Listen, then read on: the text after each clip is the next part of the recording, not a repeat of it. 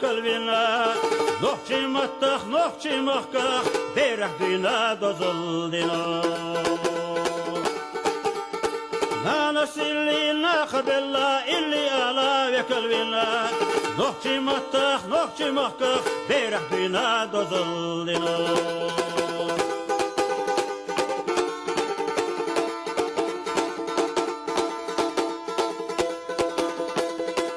Nokçi uso lerman tolna demek urla xilagina Kop qetirna tolna khuyrush sayday mehkasila dina Hayheshana merzi khacha dega yawho taqoina Vastaq cholna biqam bosush sa'azulam zaditana Hayheshana merzi khacha dega yawho taqoina Vastaq cholna biqam bosush sa'azulam zaditana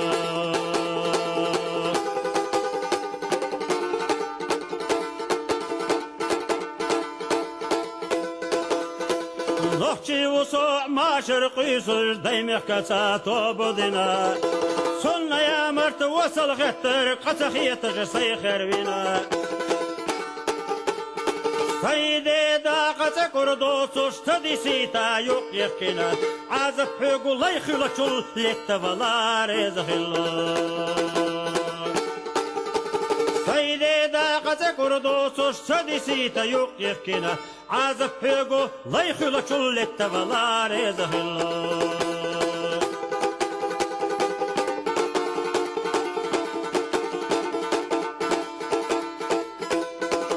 Nokçi uso kudinina salatta ço irse qoçoş Barta biyazam yahat yaşam bitse bina vakır doçoş Nokçi uso tanna qoma olaq çünse gamo yoçoş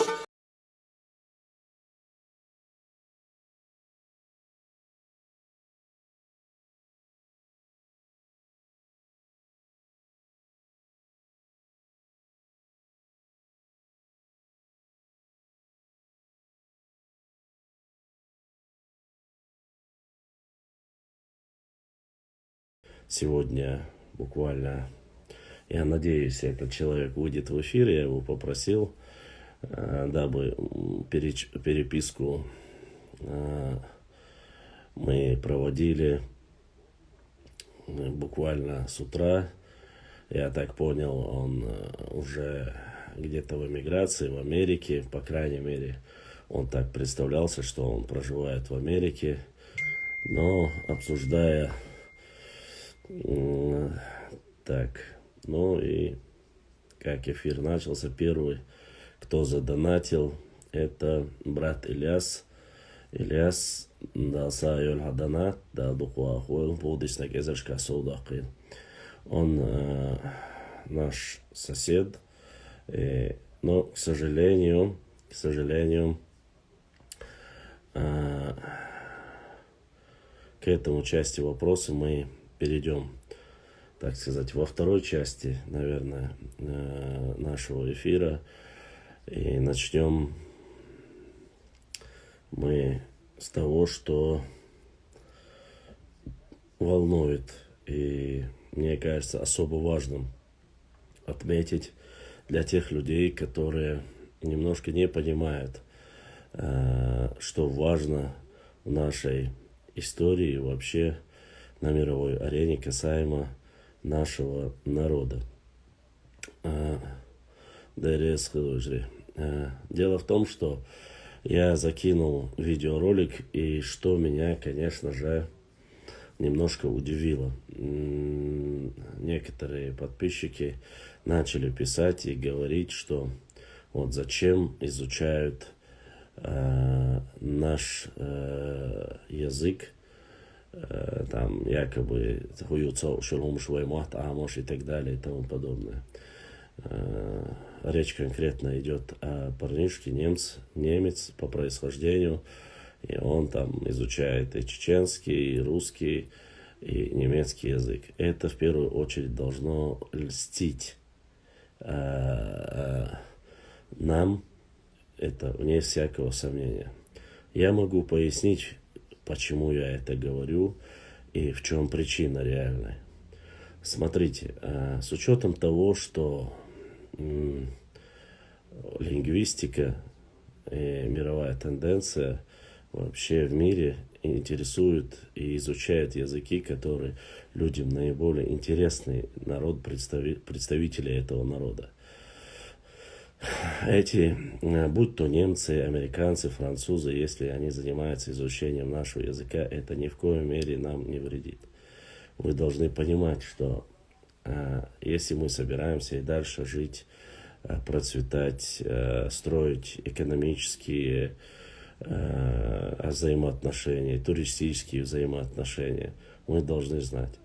Почему-то никто не говорит, что плохо изучать немецкий язык, плохо изучать английский язык, плохо изучать там и так далее, там и турецкий, и китайские языки.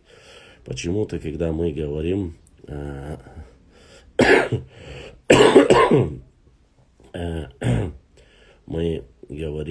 о том, что зачем там другие изучают, не надобно, чтобы изучали. Ни американцы, ни немцы, ни англичане, ни французы, все кто-либо, кто изучает наш язык, с интересом относится, им как таковой, со своей историей, со своей независимым государственным устройством, каким образом навредить они нам могут, изучая наш язык, я не вижу ничего такого в этом. Наоборот таки, чем больше мир узнает о нашем языке, узнает о нашей истории, мы только во благо,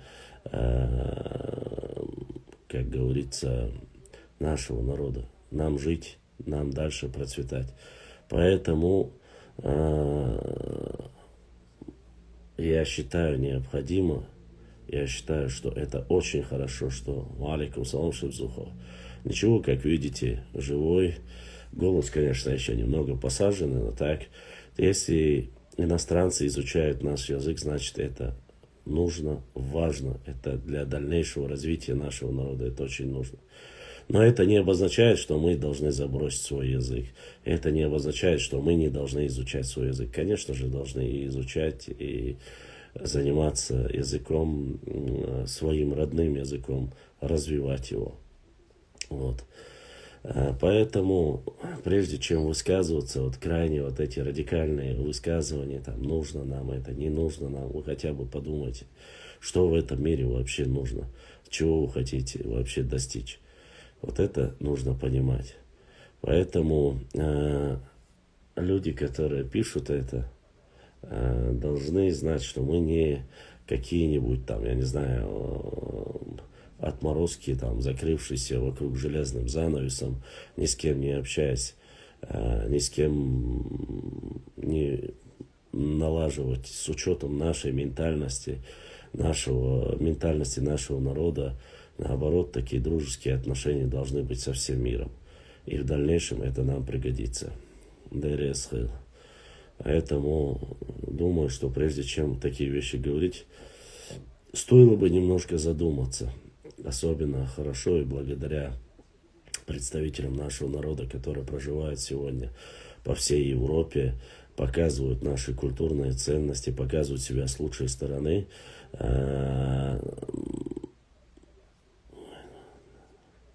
Başlamsaç o rezvat царсан мата камелдашсан даги целалук царвайн.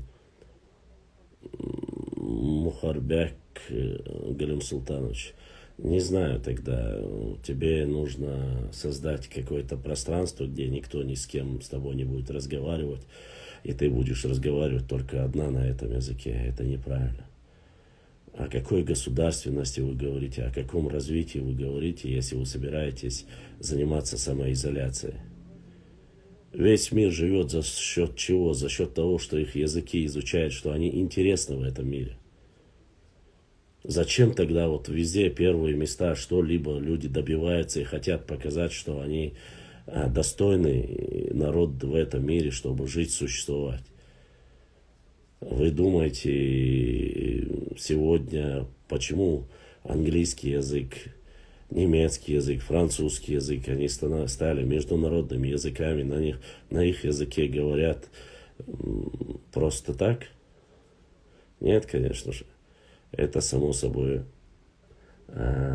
Чем больше людей в мире знает твой язык, это не обозначает. Элементарно простую вещь можно решить. От того, что он говорит на нашем родном языке, есть некоторые вещи, которые тебе стоит задать, и после чего будет ясно всем, является ли этот человек представителем нашего народа или не является. То есть, чтобы быть узнаваемыми во всем мире, чтобы с нами считались. Да, нашу историю должны изучать, да, наш язык должны знать, изучать его, интересоваться им. Это и есть как раз таки то, что нужно для нас, чтобы во всем мире с нами считались, с нами говорили не как с террористами, не как с бандитами, не как с отморозкими конченными. Вот что. Я абсолютно это серьезно говорю, без всякого угрызения совести. Конечно, должны знать. Конечно, должны изучать. Конечно, возможно, они профессионально, как ученые, знать наши языки не будут. И только наивный и глупый человек будет говорить, если наш язык будут знать, то враги будут знать наши тайны. Как-то одна сестра написала мне, когда я написал пост про то, что у нас кольцевую дорогу по всей республике в горах прокладывают и так далее. Мне начали писать, и она написала мне, что якобы зачем в горы прокладывают дорогу, ведь враг теперь сможет спокойно добраться до наших гор. Что за чушь? Что за чушь? Это 21 век. Сейчас буквально за какой-то час-два часа на самолетах любую тяжелую технику могут перебросить любой уголок мира. Вы о чем говорите? Инфраструктура должна быть таким образом, таким образом мы, конечно же, давайте откажемся от света, давайте откажемся от других благ цивилизации. Вы хоть понимаете сами, о чем вы говорите? Но вот это уже не здравый смысл вообще. Я не вижу, в чем вы видите развитие нашего народа.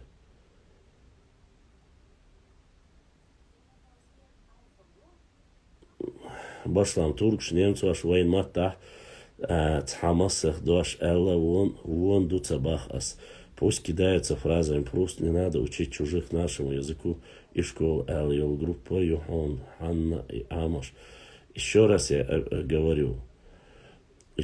говорю, никто глубоко, профессионально изучать наш язык из них не будет. А разговорную речь для общения, для бизнеса люди должны изучать. И если сейчас есть во всем мире какие-то школы, которые изучают и помогают этим людям изучать наш язык, ничего плохого в этом нету. Ничего плохого в этом нету. Причем, ну давайте тогда сейчас говорить, ну что вы говорите, Библию там перевели, или там Тору перевели, или Библию любой мусульманин должен знать. Тору любой мусульманин должен знать, и мусульманин, и нохчи. А каким образом вы хотите настаивать и говорить о том, что мы должны каким-то образом переубедить или победить? Вы вообще, я реально общаюсь 11 часов, 12 часов ночью, я в надежде на взрослых людей.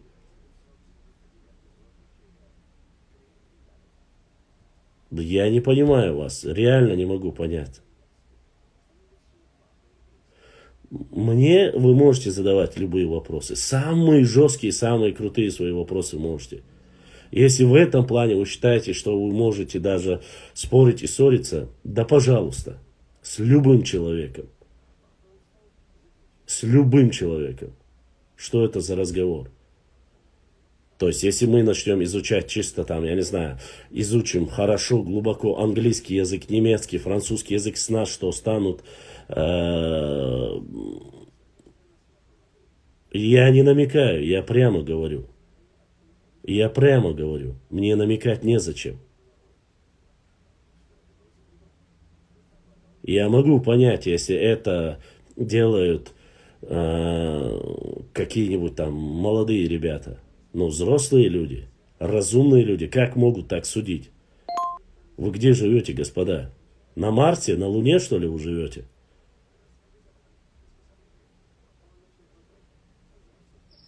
Ахмад Дидад один из примеров, если вы заговорили аж о национальности или о Библии или тогда.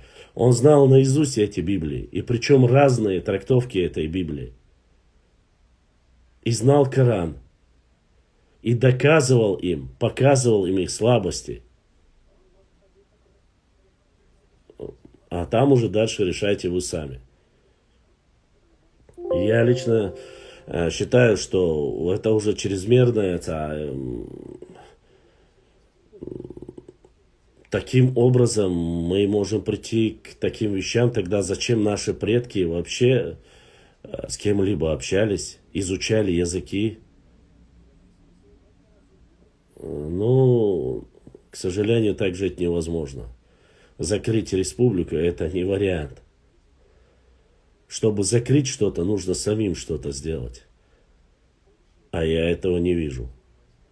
Я не вижу ни Конституции, имеется в виду, там, которую мы сами изобрели, сами написали. Я не вижу много каких вещей. Вот. Да, по вопросу нарнийцев.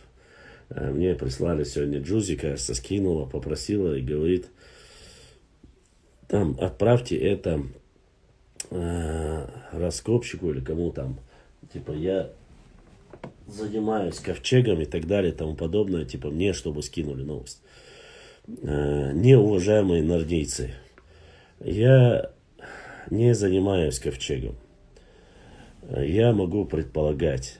Я говорил и отвечал по вопросу Марата.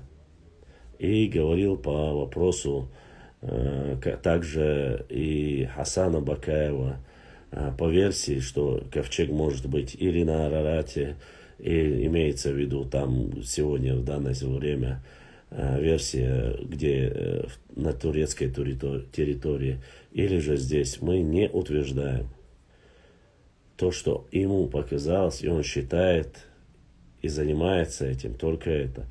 А что касается, где ковчег, вам лучше обратиться к Идрису. Он раньше, чем меня написал книгу, что она находится в Несере. Так что не нужно меня упрекать в этом. Прежде чем меня упрекать в этом, ну, тогда начните со своих, но вряд ли вы до меня доберетесь. Поэтому, если нету, Аллаху алям, где находится ковчег, никто не знает. Поэтому надо смотреть, надо разбираться, надо изучать.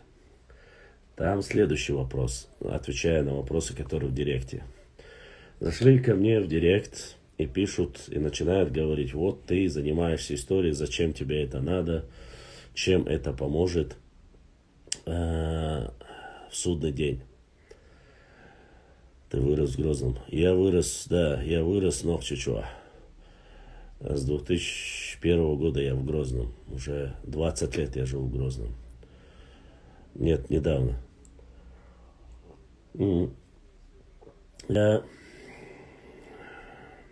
Когда мне задают вопросы, зачем изучать историю, я не понимаю, зачем вы зашли ко мне на мой паблик исторический и спрашиваете, зачем я изучаю историю, чем мне это поможет.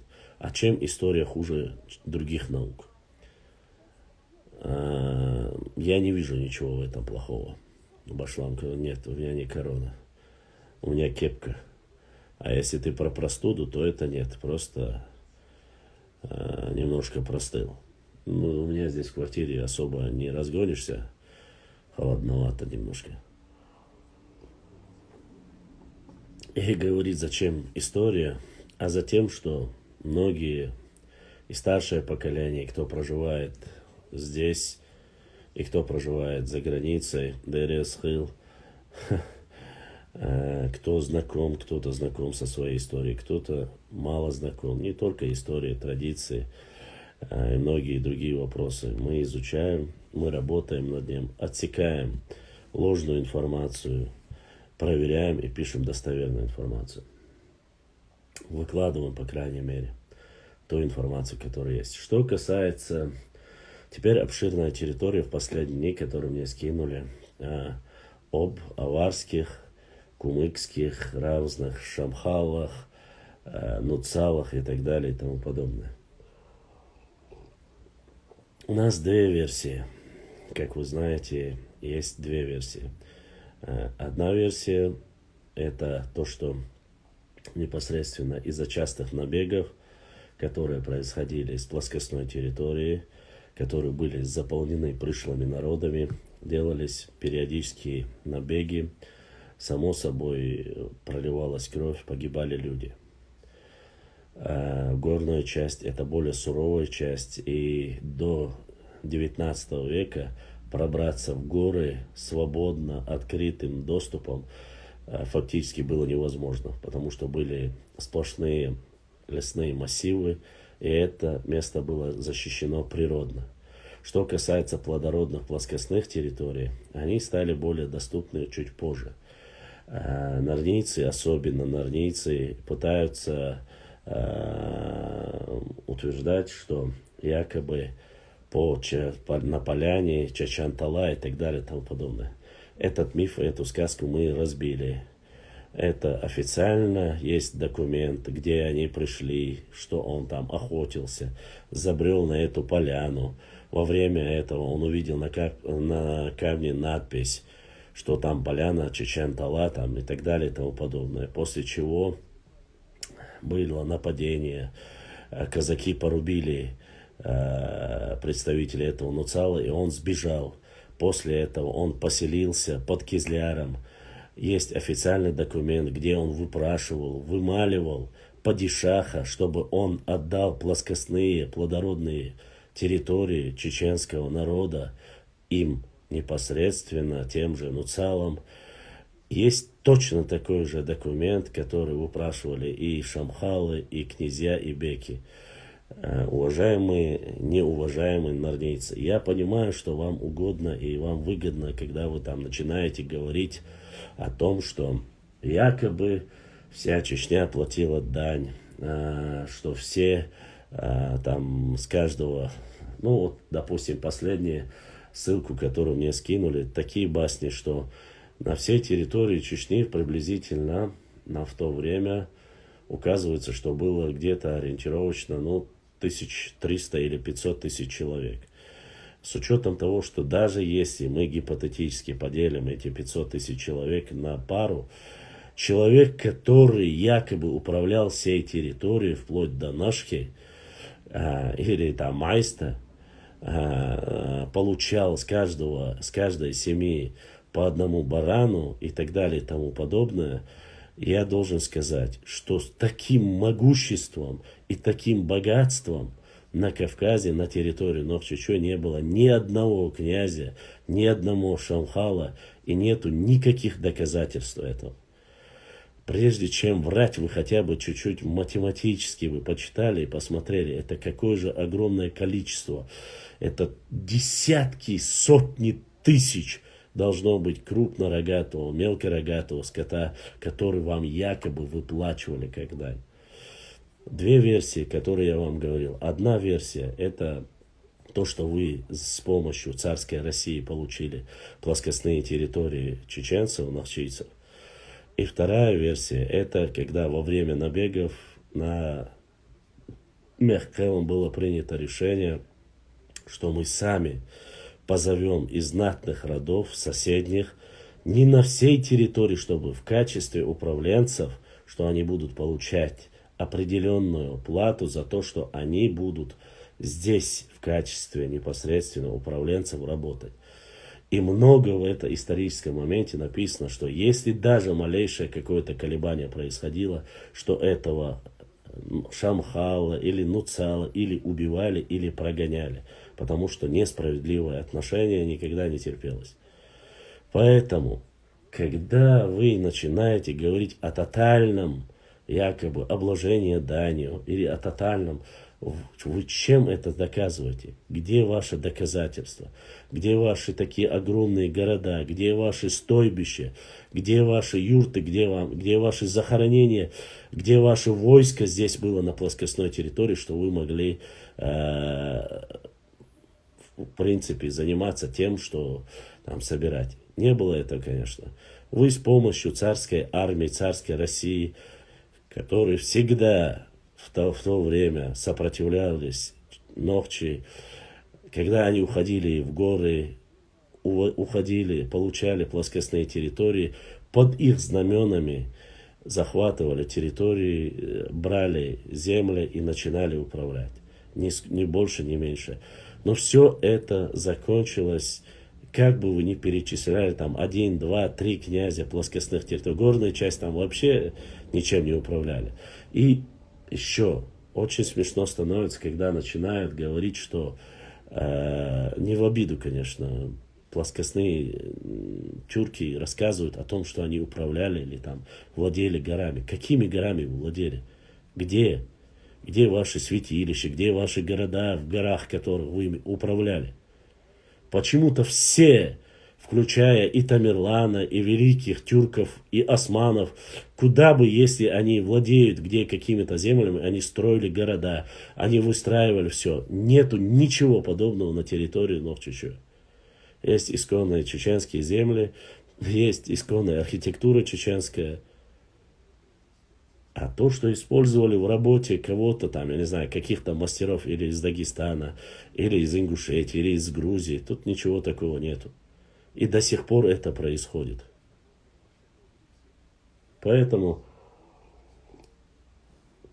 вы, конечно, привыкли, что просто болтануть, да мы там управляли, эта вся территория была раньше наша, потом мы там это сделали, мы там то сделали. Но где все это ваше? Где эти доказательства? И я не вижу буквально никаких доказательств. А доказательства того, что я говорю, чтобы вам доказать, что это было так, я их вам публикую. И еще буду давно публиковать.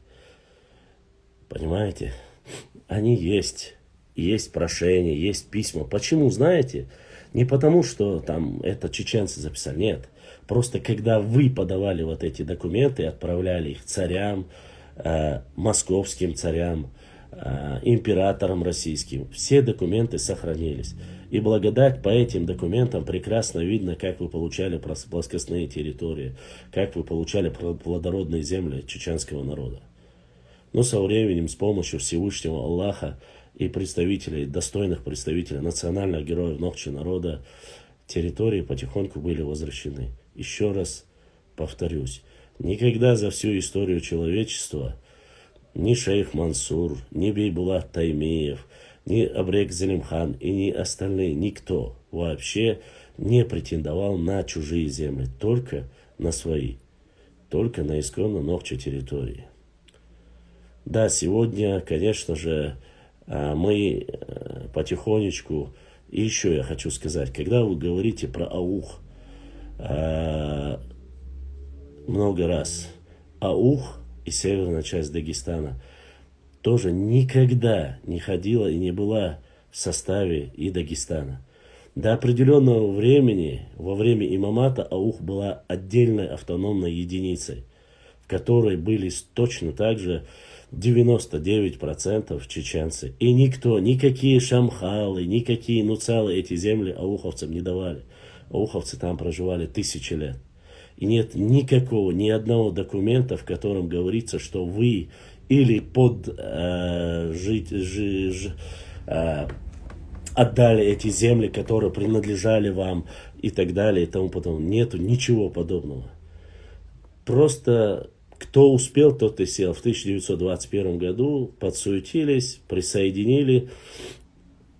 Сегодня мы ничего об этом не говорим. Но не надо и норнийцам, которые из Востока, и их подпевалам Запада, говорить, это не была никогда ваша, эта территория была ауховская.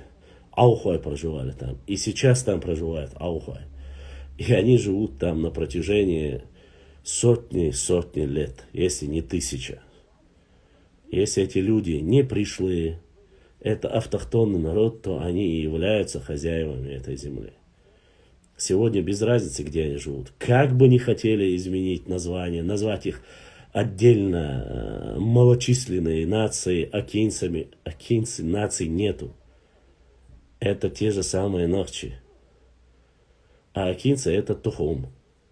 Вот именно оттуда. Если правильно говорить, если на самом деле ауховцы. Туда входит почти что 50 разных чеченских снова же тейпов. Минимум 50 тейпов. То же самое в Панкисе проживают, 20-30 тейпов. Из них все они, 99%, они кистинцы. Но они нохчи. И они проживают там. И нету никакой разницы. Поэтому, когда некоторые люди, которые не имеют ни совести, ни чести, пытаются кистинцев, мне сегодня буквально за полчаса до эфира брат написал из Панкиси, как некоторые нарнийцы приезжали и пытались Хальдей Архуай приписать к другой национальности. И когда Хальдей Архуай им сказали благодарность свою и сказали куда подальше, они уже перестали это делать. Хальдей Архуай, когда как и были, так и остаются чистокровными нахчи. Теперь я понимаю, почему вот эта атака на Хальдей Архуайцев была. По так называемой книге легенд Иванова, который описывал. Поэтому вся эта атака, вся эта бравада на нашу историю, это целенаправленная работа. И это делается не просто так. Вот чтобы вы понимали. Мы говорим о дальних кистинцах, которых было большинство. Не о ближних кистинцах, которые там находились в Дарьяльском ущелье. Мы говорим о дальних. То есть о тех кистинцах, дзурдзуках, которые проживали от Андийского хребта и до самого Галанчожа. Дальше я заходить не буду, это уже территория сегодня отдельная. Поэтому вы можете объединяться, вы можете говорить, но от этого ничего не изменится. Ничего не изменится. Считаете, что вы правы, что я не прав? Пожалуйста, заходите, отправляйте запрос. Давайте поговорим на эту тему. Без всяких там оскорблений, без ничего.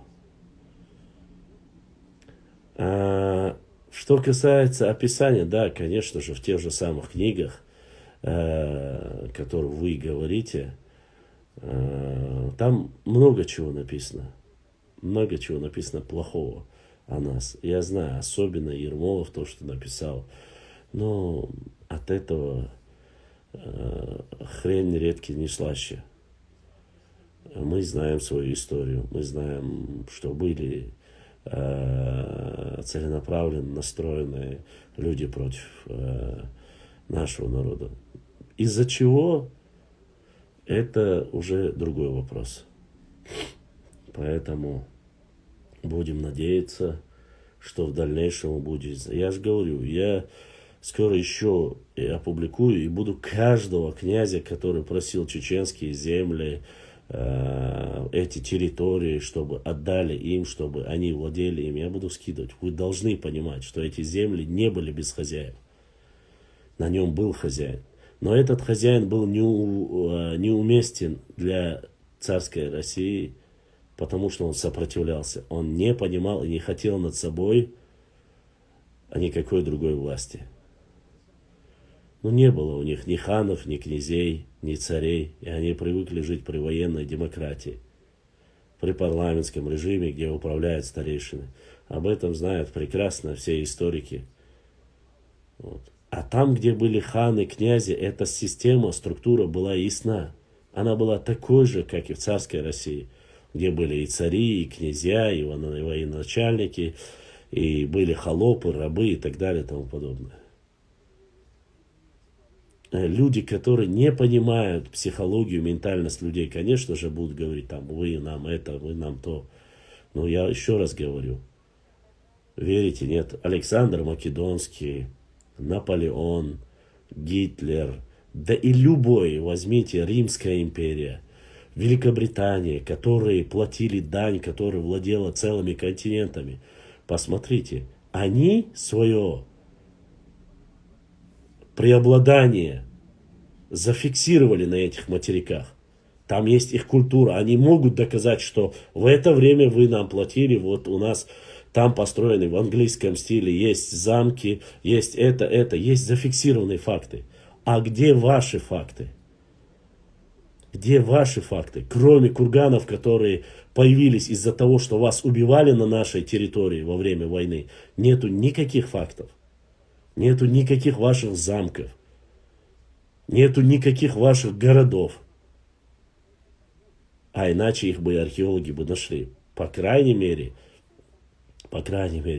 я про глубокую часть, южную часть нашей Родины не говорю. Поэтому нужно задуматься, прежде чем вы говорите. А то, что мы владели там и так далее, и тому подобное. Я вам говорю, прекрасный пример. Великобритания, Римская империя, Германия, Франция. Вот Франция это Алжир. Там есть какие-то, то, что она была под протекторатом. Австралия, Новая Зеландия, Канада. Везде есть примеры. И если брать с древних времен. Даже тот же Тамерлан, основатель фактически Самарканда и так далее и тому подобное. Архитектура с тех пор же ведь осталась. И сегодня, конечно, никто не может сказать, что Самарканд, он был там европейским там, государством. И что Тамерлан этого ничего не делал. Никто не может сказать. Знаете, почему не может? Потому что он оставил наследие. А какое наследие оставили вы? Кроме того, что здесь правил какой-то там Иван Сусанин и так далее и тому подобное. Что были князья, что с ними вели деловые отношения представители нашего народа. Конечно, вели. И сегодня ведут. И сегодня ведут бизнес. Вы извините, где находится Великобритания, но во время Горской республики тот же Топа Чурмоев и все остальные заключал договора с британскими и скандинавскими странами, где они занимались добычей нефти на Кавказе. Начиная от Баку до заканчивая и Грозным. Нефтедобывающие вышки. И что? Сегодня англичане должны сказать, что чеченцы или азербайджанцы платили им дань? Нет, это были деловые отношения, это был бизнес. Сегодня так строится. Сегодня китайцы по всему миру распространили свои щупальцы, и везде есть китайцы. Могут ли они говорить о том, что весь мир им платит дань? Нет, конечно же. Это и есть деловое отношение. Если какие-то князья прижились и остались на территории чеченцев, их потомки определенное время здесь проживали, и с ними считались, знак уважения за то, что они в свое время как-то помогли. И сегодня их потомки, какие-то небольшие куски остались на территории Нохчичу, это только благодаря тому, что Нохчи благодарный народ. Если в тяжелый момент они поддерживают их, то они взамен, конечно же, относятся очень хорошо к этим людям. И ни больше, ни меньше. А считать, что запугать, завоевать о какой-то мощных армиях, которые стояла в Чечне, но сегодня стоит, допустим, сколько здесь, да, 200-тысячная армия, да, находится. Есть Ханкала, есть Шали, есть Урус-Мартан, Дачу-Барзой, Натеречный, Наурский район. Везде есть части, есть доказательства того, что сегодня Чечня находится под влиянием Российской Федерации. Сегодня есть это доказательство. Вот я вам говорю, такой же пример, где ваши были стойбища, где ваши были замки, города, где они? Великие завоеватели, которым мы платили якобы дань, где они? Покажите нам их. Ничего не было. Ничего не было. Вас пригласили, вас оставили. И то в основе своей всегда пытались управлять нашей территорией, живя где-то там далеко.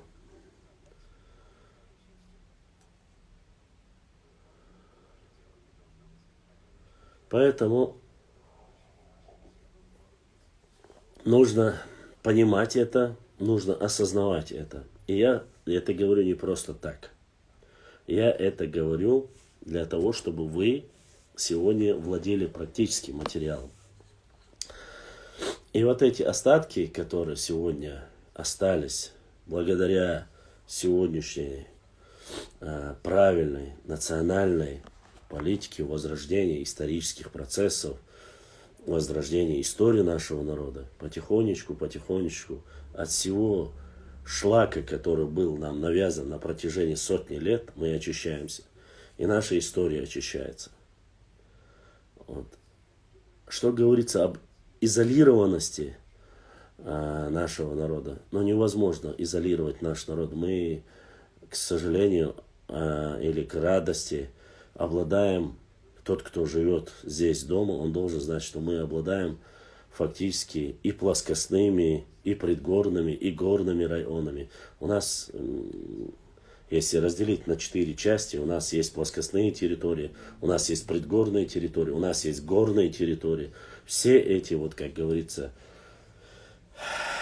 разные климатические даже, разные климатические пояса, так сказать, в кавычках, конечно же, я имею в виду, территория маленькая, но, допустим, Терский хребет, за Терским хребтом, буквально в августе уже все выжжено бывает желтого цвета от солнца, от степной жары. Вот.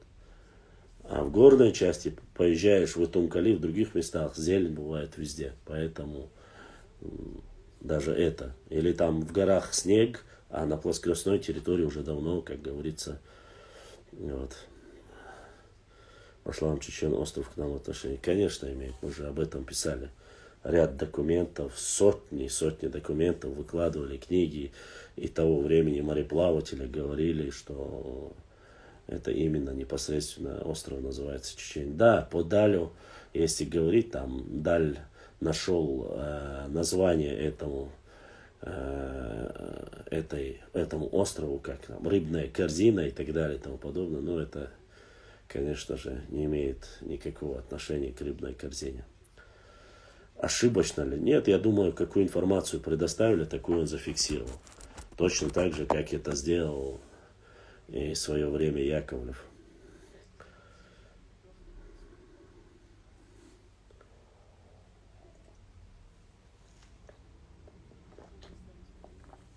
Так, давайте теперь отвечать на вопросы и продолжим. Я понимаю, что многим не нравится история. Башлам, расскажи, есть ли данные о чеченских древних строителях, башнях, известные имена, тейпы, если есть. И тейпы есть, Баула тейпы, об этом много писали и есть информация об этом. Терлуай тоже считается, есть информация. Я у Марковина, кажется, читал, что терлоевцы тоже являются очень хорошими, являлись в то время, являлись еще строителями башен. Пофамильно я, к сожалению, такой информации пофамильно у меня нету. Там были, что представители обучались у соседей, у других ремесел обучались этому мастерству. Но Марковина по документам и археологическим данным самая древняя башня находится в Харачеве. Харачеве башня 5-12 века нашей эры, конечно же, само собой. Вот. Что касается солнечных захоронений, которым 1200, 1300, 1500 лет, которые есть и в Мелхисте, есть и в Чеберлое, и в Галанчоже, это тоже, конечно же, есть. Конкретно фамилии я, к сожалению, сейчас не помню, но утверждать, что это является однозначно, так я не могу. Что Баула является стражами башни. Я колонель 100 левел. Их называют и строителями, их называют и, видишь, охранниками, являются стражами в башнях. Это тоже недостоверная информация. Это одна из версий. Хуай тоже являются пограничники, допустим, и там по названиям меченосцы, копьеносцы, лучники. Многие тейпы есть вот с такими, как говорится, названиями. Но есть некоторые этнографы, которые утверждают, что это не связано даже с этим. Вот.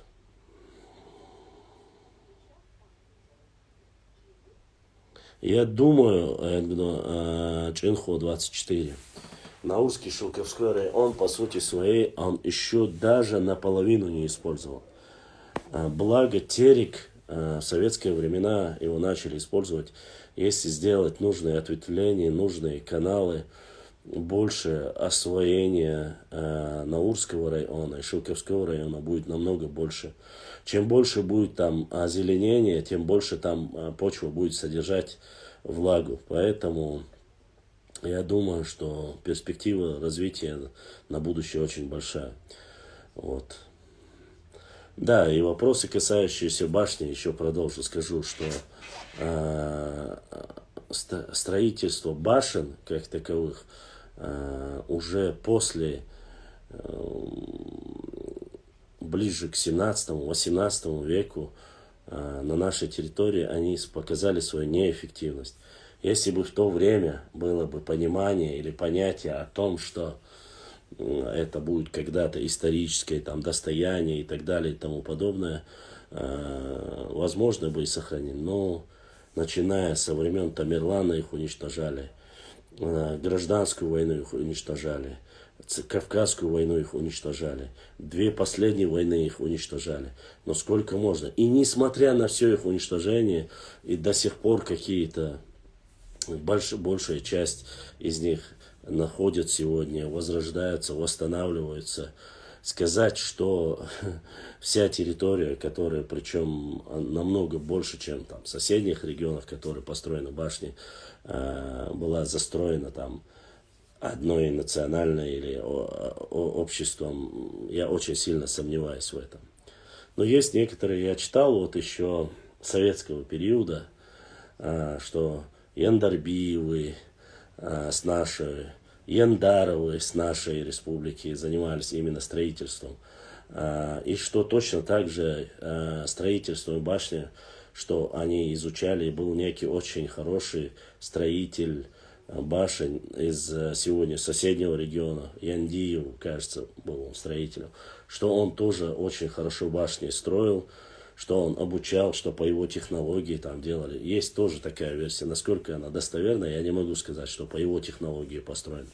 Вот, допустим, по Терлоевским башням, когда я изучал, смотрел историю, они говорили, что прототипы и макеты, имеется в виду непосредственно одни из старых тоже башен, которые есть, Терлоевские башни, Ногчи народа, что они были переняты именно по архитектурному сложению, что якобы у древних алан, что это аланская архитектура, которую терлоевцы переняли у алан, и после того, как было Аланское царство разрушено в XIV веке, они поднялись и в XIV-XV веке построили башни, которые находятся в Итонкала. Но есть такая как бы версия описана. Насколько это достоверно, Аллаху алям, конечно. Сколько тысяч лет нету такой, 1000 лет. Ни одна из этих башен 1000 лет нету. Вот здесь, которые есть. Они самая наша из тех, которые сохранилась. Это Хуландойские башни, то есть это в верховьях реки Аргун. Шароевские башни считаются одними из самых старых. Они 14 века. Сейчас я вам могу сказать, подождите немножко, чтобы вы понимали. Сейчас у меня есть каталог. Сейчас.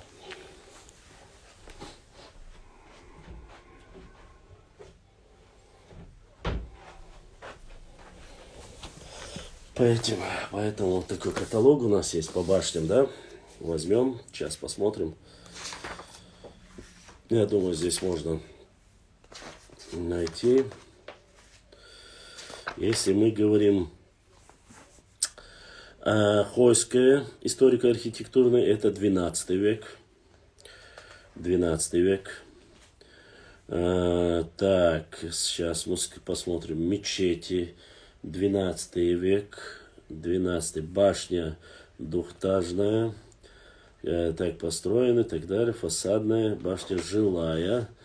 Алдамгези башня считается 12 век. Так, Веденские башни считаются 12-18 век. Это Макажойские и Веденские башни. Вот. Они вот начинаются с 12 века. Башни боевые и полубоевые, которые есть. 12 век сейчас. 12-16 век это Арсойский исторический архитектурный комплекс. Башня боевая Харкеровская. 12-16 век это Веденский район, селение Харкерой. Берем дальше. Башня боевая Харачоевская, 14 век. Это которые остались, вот, которые уже более современные, сегодня современные. Шаройская, историка, вот переходим к Шаройскому. Шаройский уже идет из тех, что есть. Это 13 век, 18 век. Боевые башни 13-18 века. С петроглифами все как положено. 13-18 века. То же самое. Жилые, полуживые, жилые, боевые. 13-18.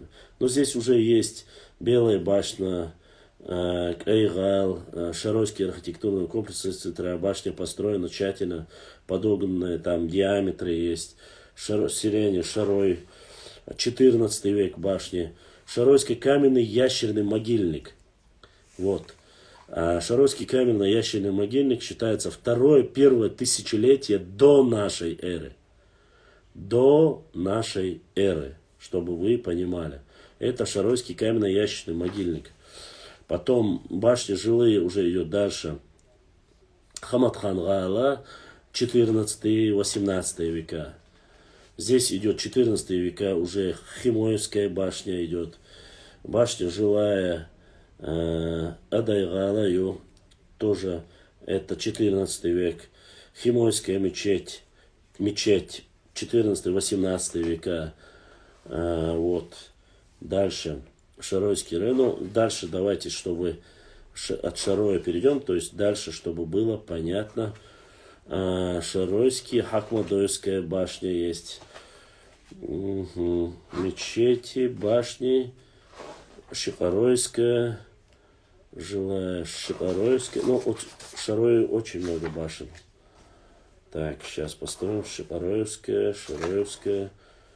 Сейчас я вам, чтобы 14 век. Шаройский район, селение Кеслой, 19 век. Дальше Хуландойская, 14 век, 16 века. Здесь идут уже 14-16. Качихойская, башня боевая. Это все. Шатойский район. Следующий у нас вот Шатойский район. 14 век. Селение Шатой, башня. 13 век. Сатойская, Атын-Калинский историко архитектурный комплекс, большая боевая башня. 13-16 века. Это Саттер, Баойон, Шатойский юшины. Тумсоевская, 14 век. Башня. Это у нас жилая башня. Нихолоевская башня, 14-16 века. Так, дальше. Башня боевая Ачалоевская, 14 век. Ачалой, это Шатойский район. Дальше идет Итум-Калинский. Ну, сейчас я быстро, чтобы не... Башни убежище, сторожевые, номер 1, Итум-Калинский, Ушкалоевские башни считаются 11-12 века, это Ушкалоевский, Итум-Калинский район, селение Ушкалой. Башни этого периода. Потом идет башня боевая, Итум-Калинский, Гучум-Калинская, 13-14 века идет здесь датировка. Башня боевая, 13-15 века, это селение Ушкалой. Итум-Калинская, боевая башня, Бугороевская, 13-16 века. Боевая башня, Итум-Калинский. Само собой, чтобы вы знали, здесь есть фотографии этих башен, все их размеры, диаметры, то, что осталось от них. То есть то здесь очень... Итум-Калинская, Бугороевская, селение там. Дальше. Это Ункалинские. Селение Кокодой. 14-16 века. 13-18 жилая башня и вот так и так далее и тому подобное. Дальше я даже не дошел даже половина тех всех книг, башен, склепов, которые есть в этой книге. Благо у нас есть достаточно с башнями, проблем нету. Скоро понемножку начнем их тоже публиковать за проблемы. Говорит, что башни 12, 13, 14 века были построены у нас, и сравнивать их с башнями 17-18 века, я думаю, неуместно. Они разные, из разного материала, по-разному сделаны, и камень, и все это, конечно же, абсолютно. Где-то технологии совпадают, а где-то не совпадают. Вот так вот. Дальше. Давайте вопросы. Солнце Ойз.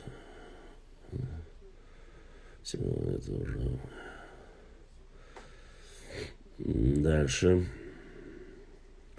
Не, ну, 17-18 века башни, они будут намного целее. Дальше. Кокодой уникальный архитектурный комплекс. Башлам, почему на Жиртовском районе нет таких башен?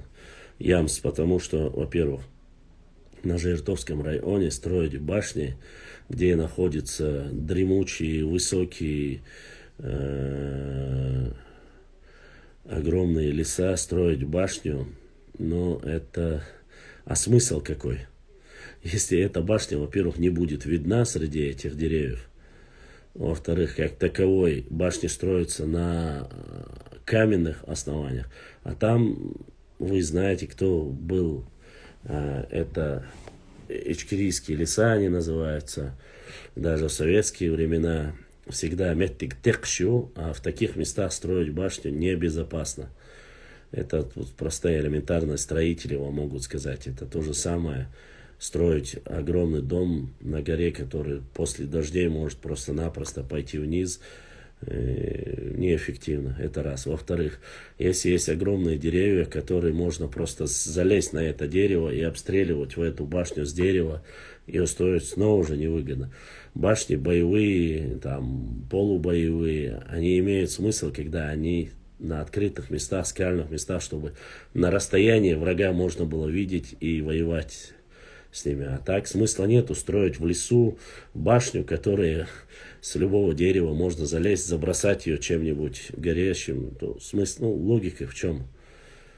Вот. А эти места, они плодородные земли, там лесистый массив, смысла нету там строить. И плюс не забывайте, что это для таких башен должен быть определенный камень, который непосредственно находится в таких, как Галанчож, Итонхал, Шатой, Чеберлой. Вот Чеберлой камня очень много. Очень ровного, хорошего камня очень много. Поэтому там и в Веденском районе еще более или менее камень можно подвести даже, если что. А остальные, Нажеюртовский район, Шилковской район, в Шилковском еще можно было бы построить. Но снова же, там нужно было их строить определенным образом. Были ли они там ранее, не в Шилковском я имею в виду, но мы знаем, что в Ауховском районе были башни. И это знаем, и об этом я читал несколько раз. Вот. Дальше. Зум снайпер, цаган ошай. Наверное, опять меня бедные нарнийские ХЧЛ наш плачут, жалуются, наверное. Я не знаю, если показывают, не показывают. Честно сказать.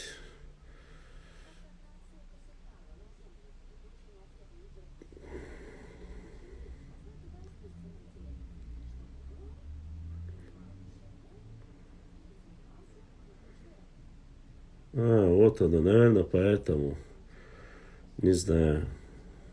Да, я захожу с другого, как говорится,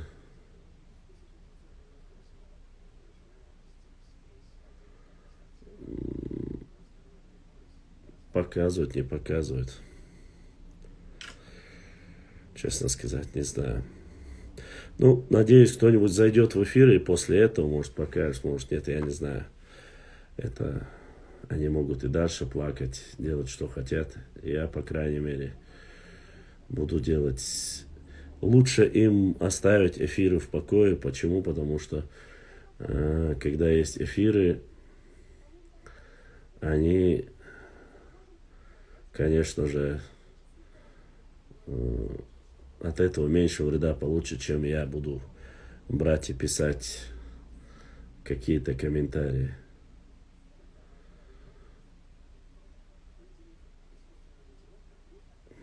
Вот.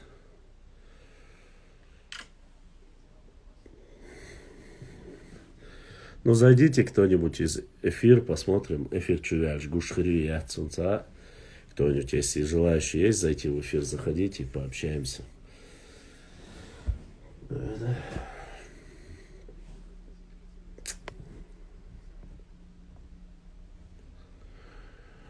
Да, делали. Но проблема в том, что плоскостная территория очень часто завоевывалась. Очень часто сжигались. Ну, даже села такие, как Автуры, Герменчук, Шали, они десятками раз сжигались. Десятками раз сжигались. Вот вопрос возникает. Если они сжигались десятками раз, то смысл их строить? Поэтому строились легкие сакли, потому что не жалко было их терять. Башлам, что думаешь про тейповый котел, что подарили шефу? Там же написано тейпы, как и на оригинальном котле бокал. Я, честно сказать, котел видел. Идея великолепная, очень сильно понравилась. Какие там надписи, отличаются ли они от оригинала, я не видел надписи. Если бы увидел, сказал бы, есть или нет. Меня не спрашивали, по крайней мере. Но, наверное, они проконсультировались с теми, потому что вот эти 63 тейпа, они есть и у Биржей, где-то на книге они указаны, и у многих тоже показывали. Поэтому я думаю, что с этим проблем не должно быть. Это первоочередные 63-66 тейпов Дартига там должно было быть. Что они написали там, я не знаю. Поэтому, да, Гуэты сжигали, Урус-Мартан тоже сжигали. Ну, плоскостные предгорные селения сжигали, нападали. И Атаги тоже нападали. И селение, где сейчас находится Дубаюрт, тоже сжигали. Миллер, кажется, сжигал его, когда нападали на Дубу. Башлам. Там все тейпы, походу, написаны даже, которые я никогда в жизни не слышал. Не знаю, Тигр, откуда они взяли и что там написано, я не знаю. Сонцегинек олил даться. Но если бы я видел, может быть, я бы сказал, так это или не так. Факт, правда, из истории источника Тогров Чаха Грея писал, половина Аллаха и Гуши произошли от осенения. Пошлам, почему этот изначально разбили? Что этот изначально разбили, Зум-снайпер? Я не понял вопроса. Ну, об этом мы все знаем, мы, кажется, это и обсуждали, много раз обсуждали. Для построения теократического государства, такого как имамат Шамиля, я думаю, что какая-то альтернативная версия, кроме как прямого управления и управления там Шамилем, он не мог его позволить. Мехкел, это парламент национальный, это все, конечно, альтернатива была бы.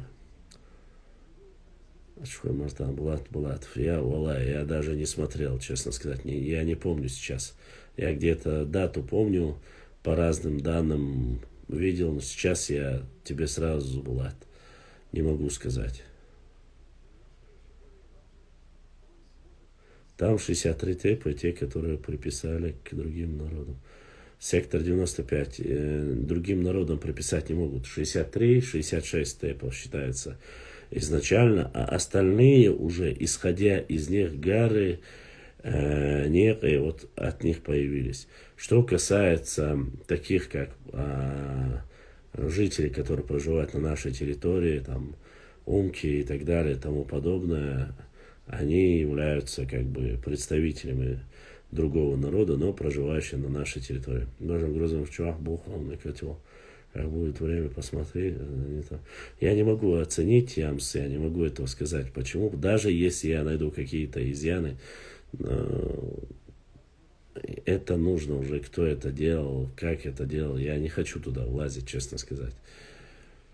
Но сама идея и возрождение истории нашего народа, и истории именно и мягкие, и мягкал и так далее, там мягкий тептар, она как идея сама великолепна. Она великолепна, конечно же. Ну, с точки зрения, это очень важно должно быть для нас.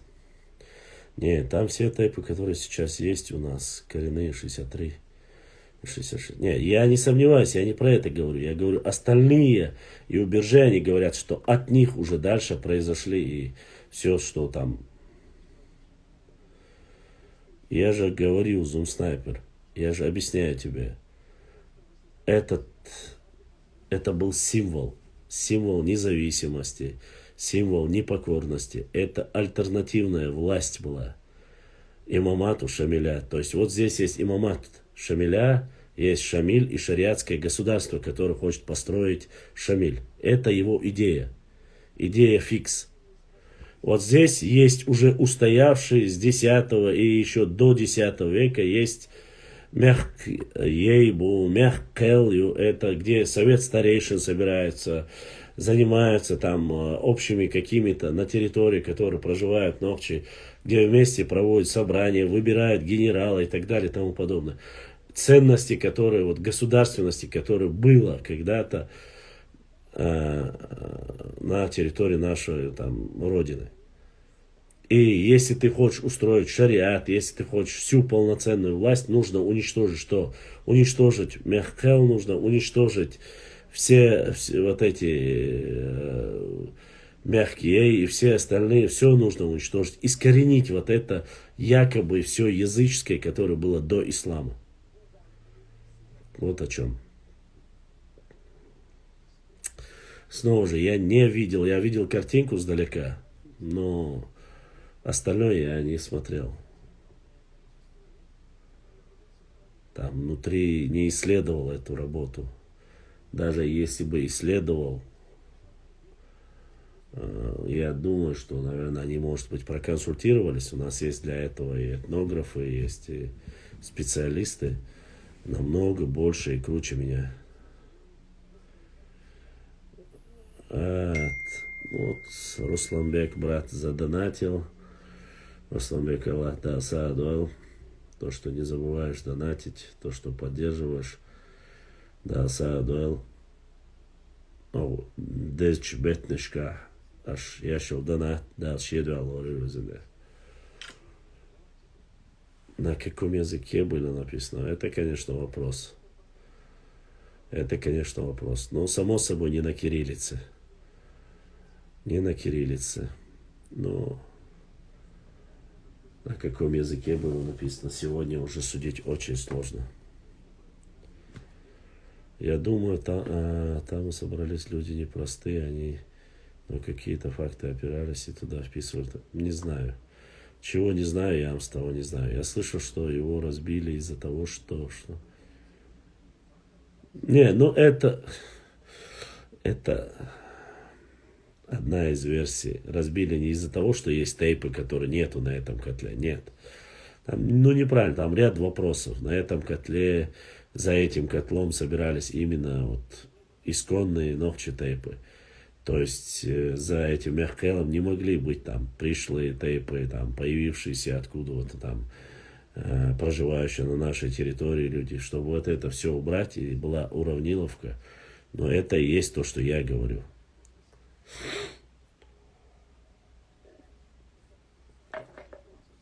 Но с учетом того, что нам ислам пришел в X веке, вполне возможно, что там было на арабском языке. Но вот снова же утверждать, что там было на арабском, тоже сложновато. Не забывайте, что это горная часть. Там все-таки традиции были намного сильны. Именно в этой части и Галанчожа, и Тонхала, Шатоя, эти ценности были очень сильными. Может быть, было на арабском. Утверждать нельзя тоже однозначно говорить, что это было на арабском языке там. Я не могу, конечно же. Вот. А так, вполне возможно, все может быть.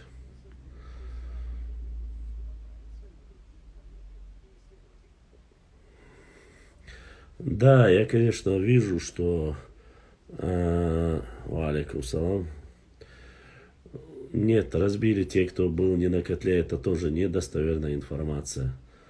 Это тоже недостоверная информация.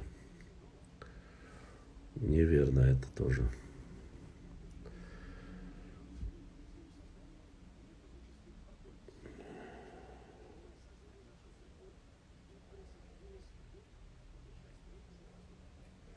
Вот здесь вопрос, конечно же, по оригинальности котлу тоже, в каком веке.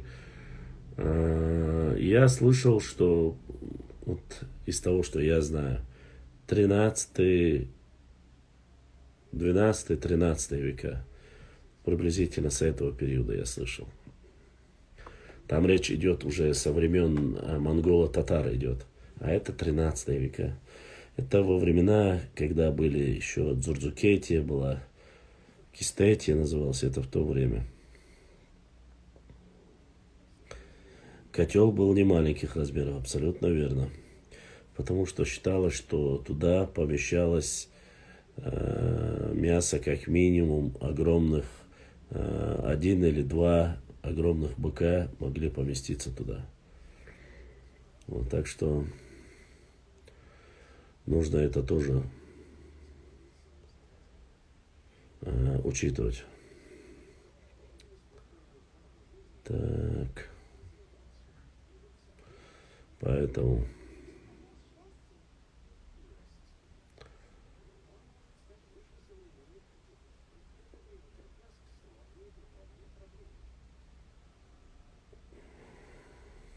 Так. Дальше. У котла древняя история. Были такие традиции.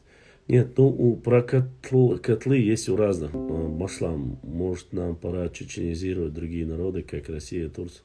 Нам не нужно чеченизировать, нам бы своих бы всех собрать вокруг.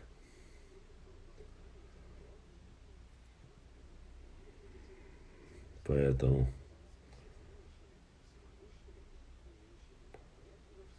Ассаламу алейкум, Башлам. Как думаешь, к чему все это придет? Все эти земельные вопросы исторические в общем, по-твоему, ждет наш народ в будущем?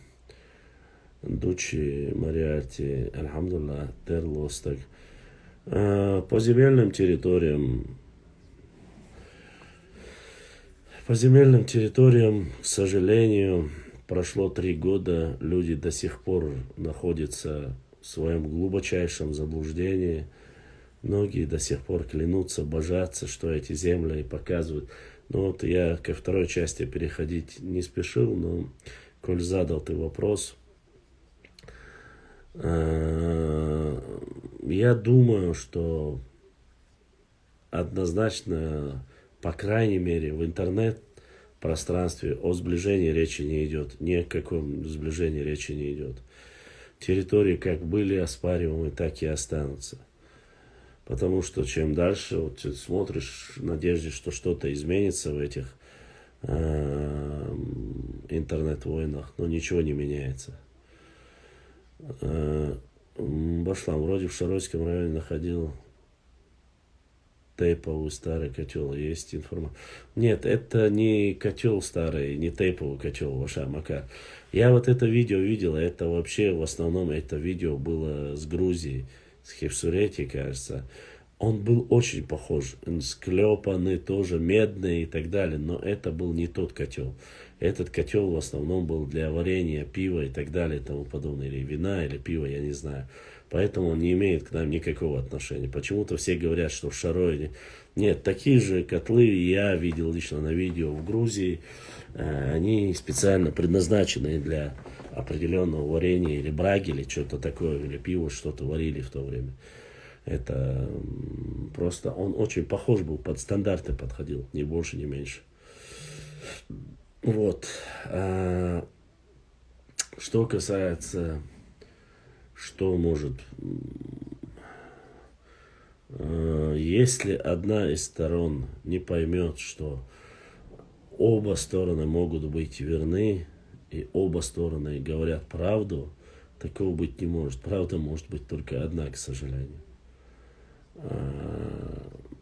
Дальнейшее, я надеюсь, что обойдется без, конечно же, конкретной конфронтации, все закончится на уровне банальных споров в интернете, но никакого сближения уже как таковой мы не видим по этим территориальным вопросам. Почему Нохчи? Потому что еще, честно сказать, не набрали даже обороты по этому вопросу. Все больше люди, конечно, выступают и понимают, но если есть люди, которые хотят к чему-то прийти, к истине какой-то прийти, они, конечно же, хотя бы послушать доводы.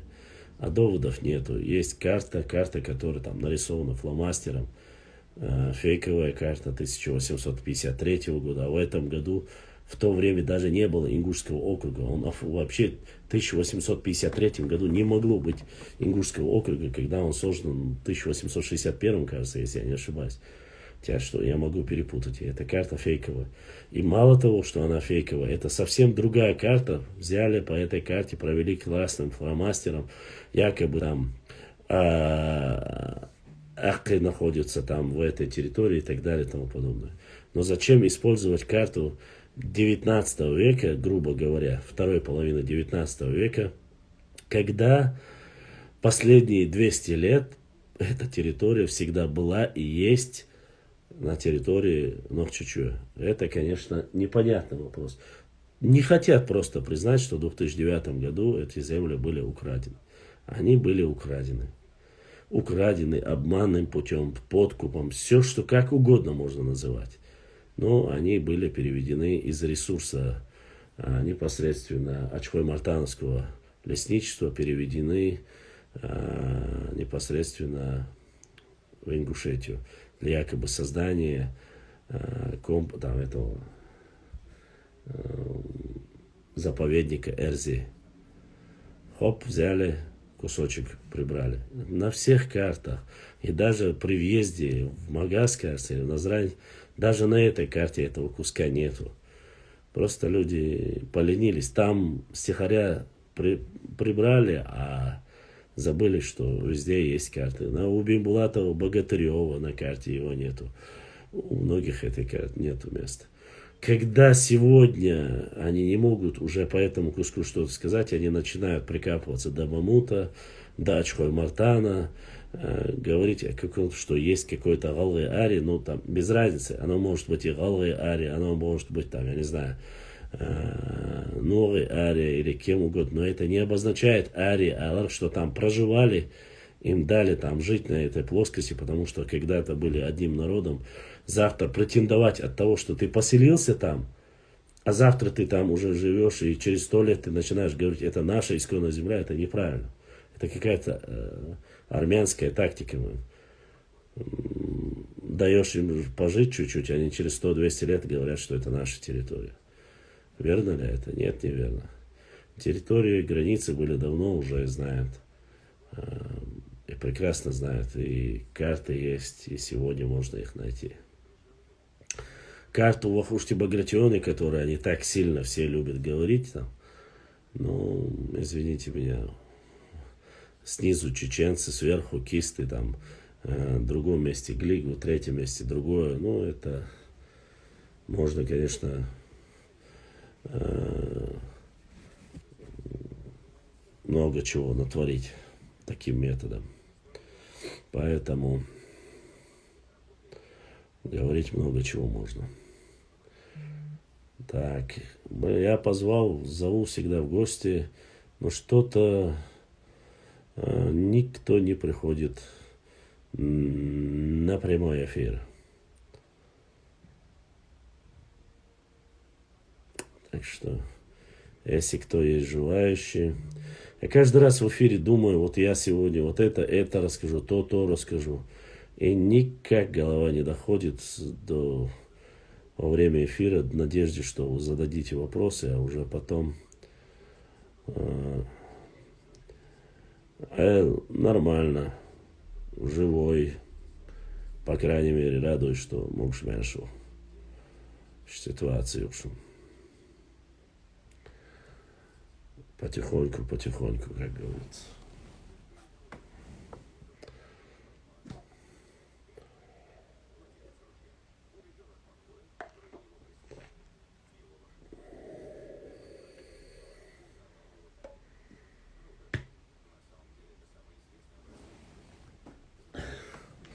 Я чхой мартаню хаяхка чвечном.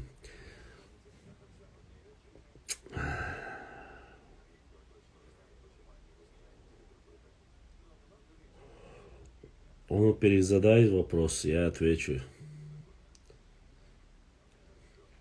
Ва алейкум салам.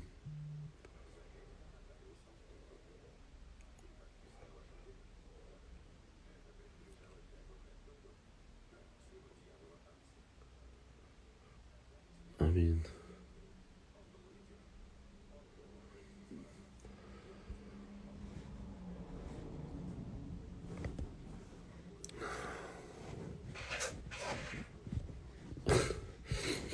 Aš malāc, jolšuk problēmēts, jams.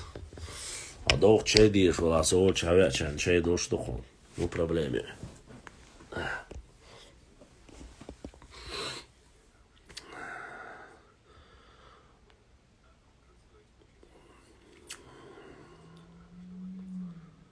Да, кстати, по вопросу нападения в Мурманске, вроде бы говорят, уладили тигр ситуации. Ёйш Сауи конкретно есть люди, которые знают от начала до конца, что там за ситуация. Сегодня я видел видео, якобы, что пришли к какому-то мирному решению, что произошло, и оказывается, соседних историков спонсирует один бизнесмен из Франции. Да, Лаузри. Мне, честно сказать, я не удивляюсь, пускай финансирует. Никто не может упрекнуть нас в том, что меня финансирует или нас финансирует. У меня все на честном слове. Ой, как говорится, нет у нас. Но все, что у нас есть, это то, что есть. Ассаламу алейкум. Ва алейкум салам ва рахматуллахи ва баракатуху. Полная переаука пошла. Вот тут тебя. Да, сума ваша. Буду авоша. Эфиля. Очкой марта, адит элцег, очкой марта. Очкой марта на связи, ёпой, да, адит ещё. Им адсайфан. Очко, освободился, что, вообще конзол бош, нерентабельно я выгляжу. Кепки эти лея сегодня. Особенно что, О, Цондер конзол, гучер дабах бешву. Это, на, баш. YouTube то эфир я нарой. Нормально, очень прямой эфир тебя. Дик, что, алхамдулилlah, дик подписчик, что пьешь, буду мулаки. Алсабойбу. Да. Но там регулируй, смотри, тебя целуешь, шум уж моя зет. Все нормально, под контролем, душа дай башло. Так это видишь, шум тастон кузна. Да, си хадойл.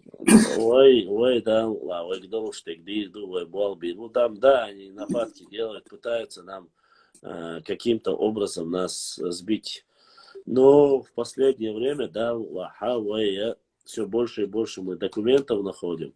Да, ويقوزح دول ويلاتش دعمو دلي تان موقع شيء Цара вайлат, шейн хаму, царь ючел, меттик шуй, царь Да. лишь мудакачи, это вы можете это верить, можете не верить, но это очень важно в истории для нашего народа. Почему? Потому что если мы будем знать, как в реальности появились здесь вот эти различные князья, нуцалы, ханы, маны, беки, нам проще будет решать. Почему? Потому что у нас своих их не было, они были здесь приглашенные, поэтому как они попали? Добровольно ли они попали сюда?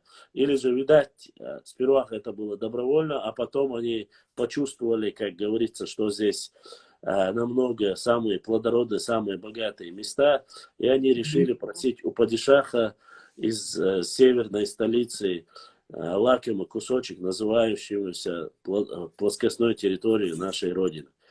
Это нужно знать, ваша особенно в Европе, оболчана, кегерхуашна, чтобы там завтра, послезавтра какие-то непонятного происхождения пришлые людишки не начали утверждать и говорить о нашей истории, как будто бы они ее дали. А у самих нету ни культуры, ничего другого. А что касается, конечно же, языка, язык, он, конечно же, терпит время от времени, какие-то изменения происходят. Даже тот же самый русский язык, он терпит огромные изменения благодаря сегодняшним современным технологиям, которые приходят с Запада. Если YouTube, Instagram, если уже хильч. Да, да, А если через 200-300 лет мы будем, там, наши потомки будут использовать это слово, и один скажет, надолго цен noch читать, аж YouTube бог, что два фюк да кен эльч, не смотрите, то же самое. От того, что ты сидишь где-то в горах, пьешь чай и сочиняешь сказки, а потом говоришь, YouTube, Instagram это что-то новое, это не было у нас никогда. Это все, кто ими пользуется, они являются агентами западных спецслужб или агентами там нечистыми от нагайцев, кумыков. Это, конечно же, чушь собачья. Поэтому Тажималс Гундошкадац, регулируй, смотри, Хайдалуштеге, Хайнсюгерца, Уштара, Хагош, мою тигалый прямой эфир, а дуй гожи. Да, прямой эфир, и подписчик, штабят, уж лайк, шох, коин, да, мула. Шахата, дала, через донат, иштқират, тубу, прямой, хугата, да. Да, фидол, да, лайту бол, Берез был ваша Бадыгдич. Дана тагы шахар Тажималс дуан хах олимет хдолакер. Вообще пока это известный вац. Но будем надеяться на будущее. Может быть, в будущем что-то изменится в лучшую сторону. Ну, 200 коч, бе подписчик вас пока да мулат. А 1000 шталбов, сахаташ, да начтер, сам дик, дукар. Кучуа. Да. Ну, Бобби буквой, да, мула. Ну да, у нас не было платформы на Ютубе. Теперь она у нас есть в любом случае. Ну, пока хаяма иня YouTube хахила аккаунт, да, елчаны, все уже. Подписчик, шабек, болшхер. Бу пока хайот, возможность йод, поэтому я хочу так помогать тебе. Терез, Масана, вот команда, если будем вместе, чадик тик худуда. Да, мула, давай, ассаламу алейкум. Валейкум салам. Так, дальше. Дальше вопросы. Дальше общение. Давайте спрашивайте, что, к чему.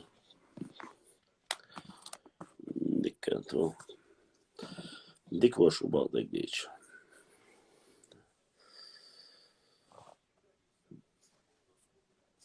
Хотя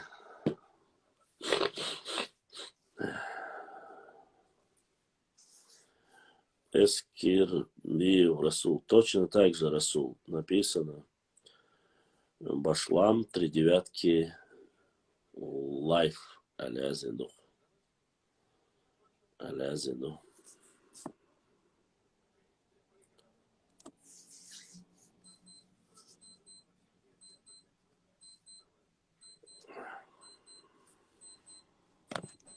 السلام عليكم باشا. وعليكم السلام ورحمة الله. مو برا. Нормально, держаться, я сюда, жим. غولي فلانيون. تونغ شلا باش مولي. مو غير دران، ميكشو, держаться, я сюда, жим. Метору. أخذ قش يوم بعده اشتغل. تعرفت إيه هم شو أبايا؟ نه يحدع. بدري عايش داخل ولا تعرف. دوخ والسو إفيري والش مثلا поникнутый гуш, что что меня сломили, какая-то болезнь, ногти дать у нас не сломит. إدق برا. لو هو نخجو دوخلوش ممات نخجو. Ja, idu. ترى تعب بيت من شو يوني أنت يا نو خز نخجو غلقوش ونخجو. عندك شو لا الوعاء. الحمد لله ديلا يتمتعني داول شو. ديل دا هون ستروكش دا ورسو دا شو هوش دا ترسو بس. No so dik khana yarsa efiri walas ba. Онгайн хердо ча наблюдать мёрас с анкетой ча онгайн хердо дош цена что вы. Да. Короче, шуман дал молод. Шашлык комаешь, да? واحد ام اولرس كرم ديل دا اس خزو كرم يعني اتقبل دوسو. والله سيدجان صنع ودم يفكي وشوان سيطيب تا سيئال جندير ولا يشيات نقع صن إيش دال نشق دال شو تعدي أس والله مو قول ده تأخذ سوريا حليوة ما سيتار داجة تأخلعت تأخذ إستوري ده سونا خزخيت إستوري تا يوج كستاتي إستوري تو سديوش وات بشلا يور دوش أنا بك حاجة فيديو مريحة وشايو بس إيجايتني عرفتون سون جو إستوري يش تقو زا ده إيه حاجة سون حاجة والله سنتو نعم خز ديتر دخان ديتر تويس نوين سلو حق ديت خالد ادعي زي تخارون تليفون تدعوان والله اس ما تقيت شوي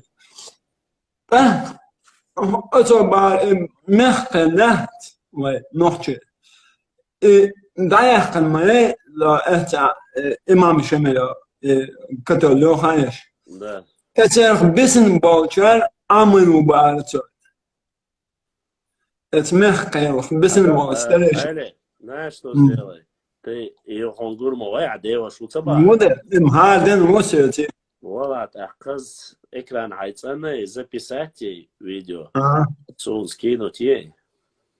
Мегарду. Он еще про его друга говорил, пошла. Ну, пускай сейчас, как бы не забегая вперед, это называется полевой материал, пускай запиши его. Записать. Мегарду. Фильм.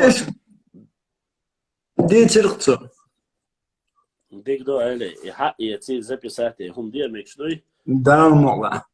А насчет того, что он дитиндо, это склепш. Раскопкшин раз сдаймка. Это, короче, бастиалч, хожен моса, но не уверен, что вы эти самые сая теорем, он дал меткши насчет мест этих. Короче, не Мегарду.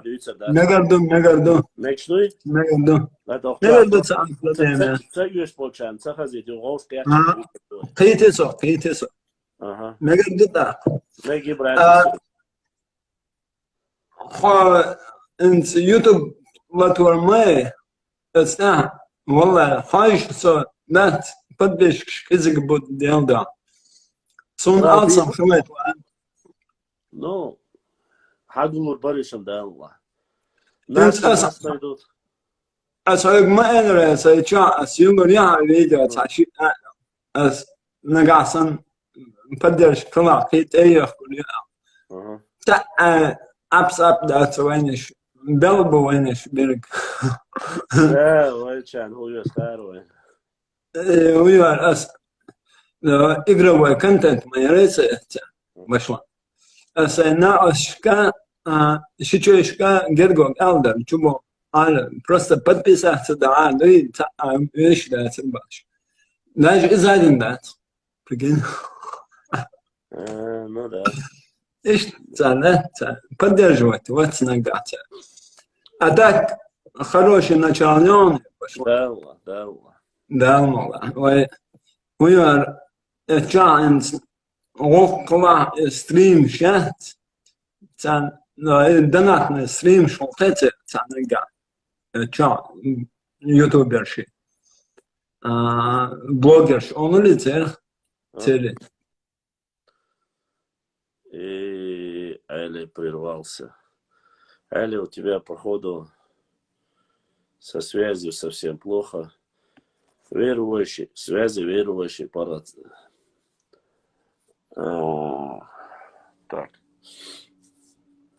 Так, Шпильман, я рад приветствовать грозненского еврея. У себя в эфире давно тебя не было. Наш грозненский еврей.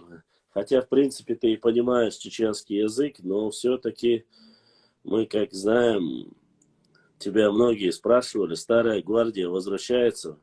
Ты со своим этим подсвечником, или как он у тебя называется, опять вернулся, опять ты. Да, опять ты вернулся со своим подсвечником. Как твои дела? Что нового на земле обетованной, так сказать? Не понимаю, зачем я смотрю. Я не понимаю чеченский, захат. Но мы говорим не только на чеченском, мы разговариваем на русском языке тоже. Не только понимаю, но и говорю. Я знаю, что ты говоришь. Баслам, правду, что хэмой это сюля. Нет, неправильно, неправда. И никогда не было. Ни Хэмуай, ни Хакмадуай, ни Шикаруай, никто из шароевских тейпов не является Сюли. Сюли это Сюли, которые жили с Загвайхой. Я прошу вот этих ненужных разговоров не вести. То, что они проживают сегодня в Шароевском районе, которые остались после депортации, я считаю, что абсолютно недопустимо называть Нахчи, исконно Нахчи тейпы Сюли, Буй-Ош-Буй.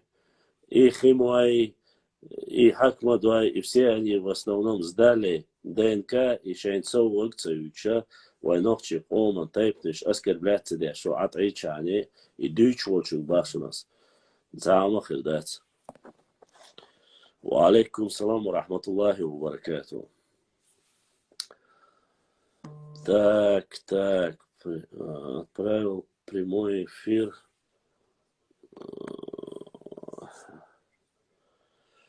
Отправлять мне прямой эфир, когда у меня идет прямой эфир, это, конечно же, как-то нелепо немножко.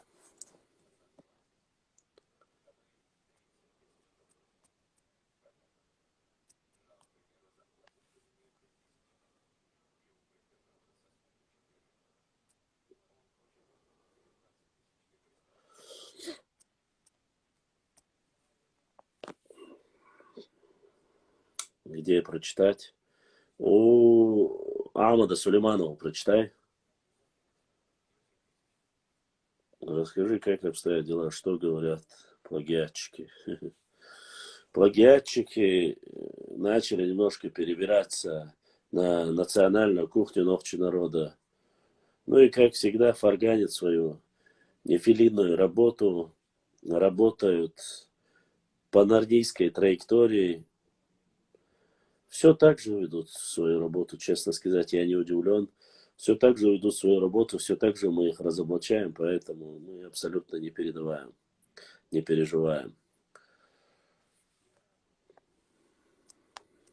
Поэтому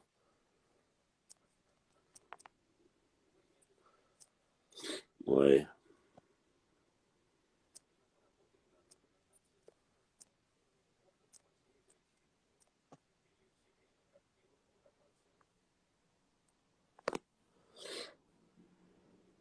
Шевара Кхейдабеш Нохчибу, когда жили в Чечне, Сюли еще не были на Кавказе, Сюли просто названы Новый Август.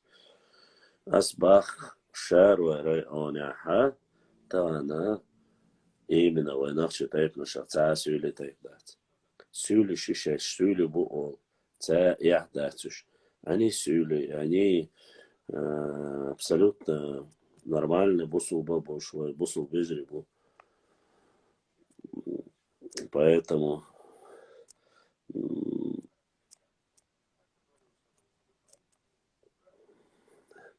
нельзя такие вещи на свои тайпы, тем более. В Грозном, когда откроют синагогу? Я не знаю, когда откроют синагогу.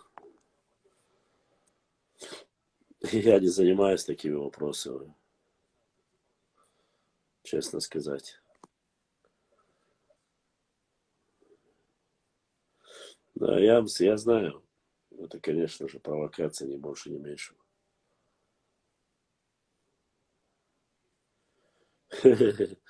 У нас с черкесами очень много общих сказок и про нас. И ты просто не представляешь, Захар, насколько много одинаковых, причем, подколов в адрес и черкесов, и нахчийцев, нахчи народа. Очень много. И причем также одинаково меняют. И самое интересное, что и черкесы, адыги, черкесы, и нахчи являются самыми, что не есть, автохтонными народами. Вот последнюю карту как раз таки я закинул в этот, в себе канал. Под этим вопросом началась у меня вот эти разборки как раз таки. Он говорит, что эта карта, короче, фигня. А это карта, наполеоновская карта 1814 года, 13-14 года. Дело в том, что на этой карте все, кроме черкесов и чеченцев, отмечены как Руссия. А именно черкесы и чеченцы белыми двумя пятнами, это наполеоновская французская карта. Есть ссылка. И я ее скинул. Само собой, это не понравилось. И начали мне говорить, почему вот у тебя черкесы и чеченцы, нохчи, короче, только отмечены, остальных нету и так далее. Я говорю, но вы должны понимать, что в это время сопротивление, ожесточенное сопротивление, где шли две точки, французы отметили, французские картографы отметили, что вот эти две части, они на Кавказе не подвластны, до сих пор ведут сопротивление. Остальные все вошли в состав, а они не идут. Нет, короче, это неправда, это карта, фигня. Вот я тебе сейчас скину карту, он говорит мне, скинул карту. Это я для тебя рассказываю, брат Черкес. Скинул карту, карта второй половины 19 века. То есть он сравнивал 1814 и сравнивал 1860-е года, 53-е, 60-е года. Я говорю, ну 50 лет разница между ними, между двумя этими картами. Это огромное время. Есть, чувствую, что разницу. Но что бы я ни говорил, это было бесполезно. Это неправда. Вот почему есть черкесы, есть чеченцы, это неправда. Это, конечно же, с такими людьми говорить бесполезно, честно сказать. Такова участь. Ну ничего, дальше еще будет много интересных карт. Боюсь, что Кондратий их точно схватит.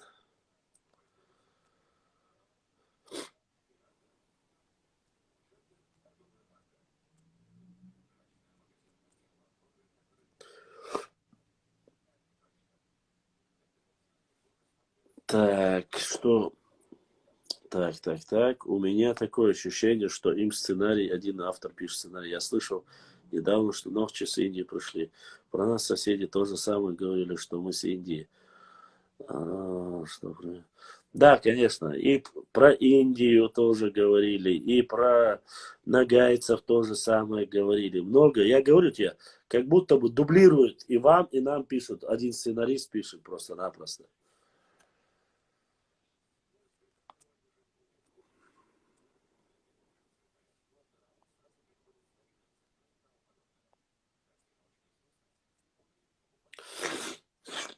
Абях Милош. Я.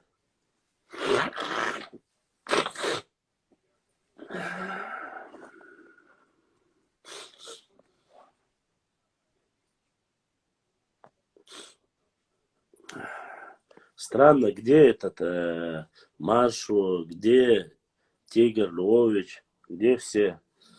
Походу, походу, мило. Там идет эфир с Пахмашом. Еще может совместно. Я с радостью, но я с радостью бы. У нас у черкесов много старинных песен про чеченцев есть.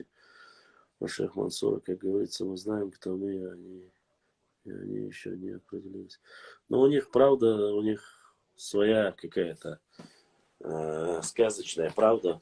Непонятно, конечно, что нагайцев и всех со всем уважением к ним. Башлам, когда сделаешь пост про грозненских евреев? Обязательно сделаю про грозненских евреев. Когда ты четкий, мощный донат задонатишь, тогда я сделаю про грозненских евреев. Вы, евреи, всегда при копейке. Так что давай, братан, давай. Палма яиц. Все знают, где была синагога. Шпильман, ты же горский еврей из Дагестана. Короче, у Шпильмана своя, походу, свои братва подтягивается. Пахрудин, он занимается у нас непосредственно ДНК проектом. Все, кто по ДНК, там, кому относятся, кому близкие, не близкие, он знает, конечно же. Не, он грозненский еврей, наш еврей. Самый 63, я вам сморкался ваш. Грозненский еврей, говорит. Это, говорит, наш еврей. Нет, я говорю, чеченский еврей. Чеченский еврей. Что мы с ним на чеченском разговариваете? Генетику, ногчи, ДНК, проект, нахуй, шоу, да. Не из Дагестана. Не из Дагестана. Хардкор, юкара, что с. Короче, своя тема, пошла. И, как всегда, непонятно, кто там, что там происходит. Что там происходит у кого. Где. Так.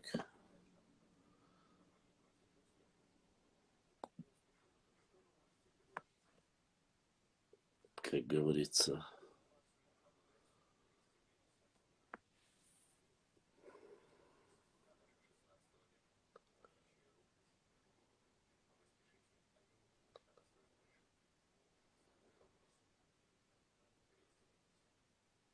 Все вопросы чисто Шпильман. Еще вопрос.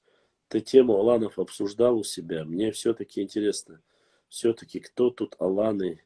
Уже все назвали твое мнение. Хотелось бы. Смотри. Проблема в том, что Аланы это не одна нация. Аланы это не нация. Аланы это было вот как Евросоюз. Туда входили разные национальности. Это вот из интернационал был такой своеобразный. Ты помнишь, нет, не знаю, Горская республика была, да? Куда входил Дагестан, Кабарда и так далее, тому подобное. Чечня, Осетия, все вместе. Вот Горская республика она называлась. Общая. Вот то же самое было и Аланское царство. Туда входили как бы разные. Мы, честно сказать, не сильно, но так получилось, что ранние аланские захоронения находили. И, да и еще со времен Виноградова, советского времени, утверждал, что недалеко от Грозного есть селение Алханкала, Нохчи Аланюрт называется. Там в этой области считается, что была столица, как говорится, Аланского царства, поэтому с тех пор вот, по-разному. Но мы, честно сказать, не сильно претендовали. Там осетины назвали себя республика Алания. Ингуши взяли себе столицу Алании, Магас назвали. Сейчас карачаевцы, балкарцы претендуют. Но, честно сказать, я так думаю, что со всеми землями, со всеми туда входили от Черного моря, если территория простиралась и до Каспийского моря. Вот все в основном республики СКФУ входили в состав Аланского царства. Вот. А кто туда сегодня приписывает себе, честно сказать, меня не сильно волнует. Я не такой-то уж и аланист, который прямо там цепляется. Вот мы больше. Ну, нету такого. Нам и своей истории хватает. Но я знаю, что потомки древние, близкородственные потомки черкесов, это хатты. А хатты были вместе с урарту-хурийцами там, где зародилась вообще, считается, цивилизация на Ближнем Востоке, Закавказье, грубо говоря. Там тоже находились они по соседству, там же покровительствовали друг другу. Ты представляешь, вот какая аналогия? Урарту-хуриты там и хатты, их соседи, вместе два государства. И здесь снова же урарту-хуриты, это считается близкородственные к чеченцам, а к черкесам считается хатты. И там мы соседи, и здесь мы соседи, и взаимоотношения, конечно, вот такие. Вала сунцага айса, я не знаю, что тогда, что к чему, из-за чего это, я не могу сказать. Если хотите, я могу перезагрузить и зайти опять, если вы желаете. А так я не знаю. Давайте сделаем так. Я сейчас перезагружу, а вы не теряйтесь, все заходите опять в эфир. Дайте мне буквально 1 минуту, и мы опять вернемся с вами в эфир.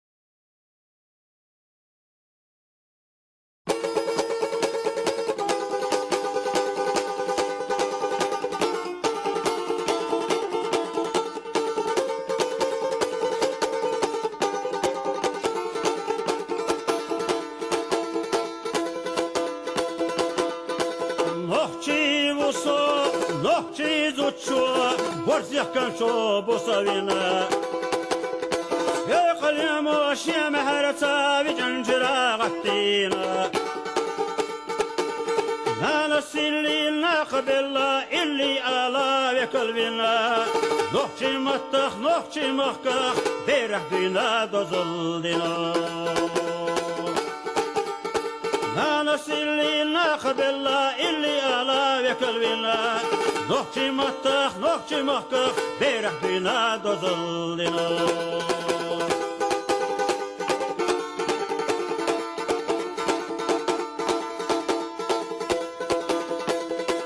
Нохчи усо лерман толна темекурла хилагина Папхетерна цулна хырш сайдай мехка силадина Хайхешана мерзи хача дега яухо цахуина Бастах чолна дикам босуш цаазулам задитана Хайхешана мерзи хача дега яухо цахуина Бастах чолна дикам босуш цаазулам задитана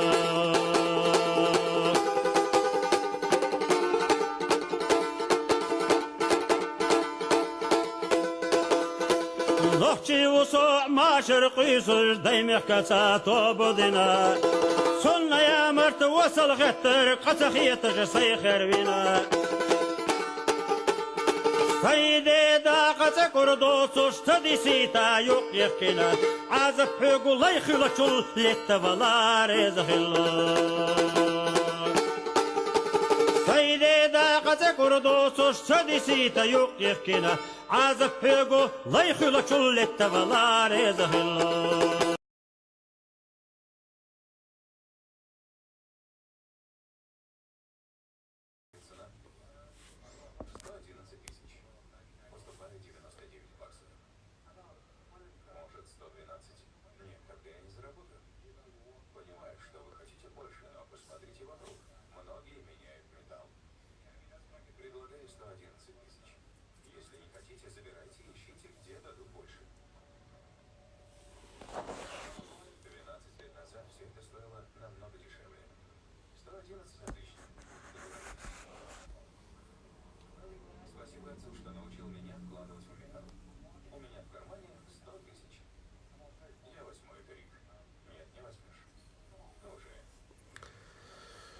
Даус.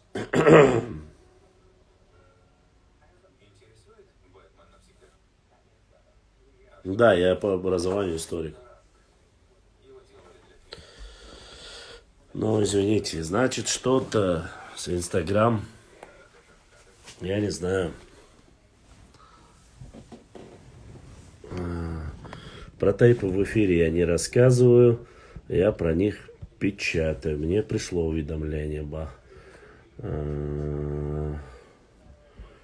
кому-то пришло, кому-то нет. Но я надеюсь, может исправиться. Честно сказать, это я и перезагрузил, и я не знаю, что еще нужно сделать, уже, честно сказать.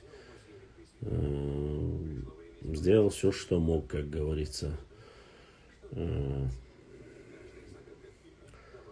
Может быть, это какая-то временная проблема. Может быть, не знаю.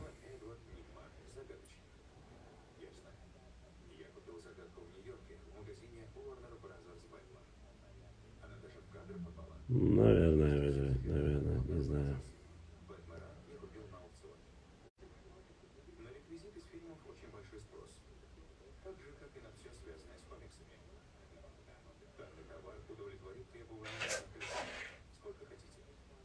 Так.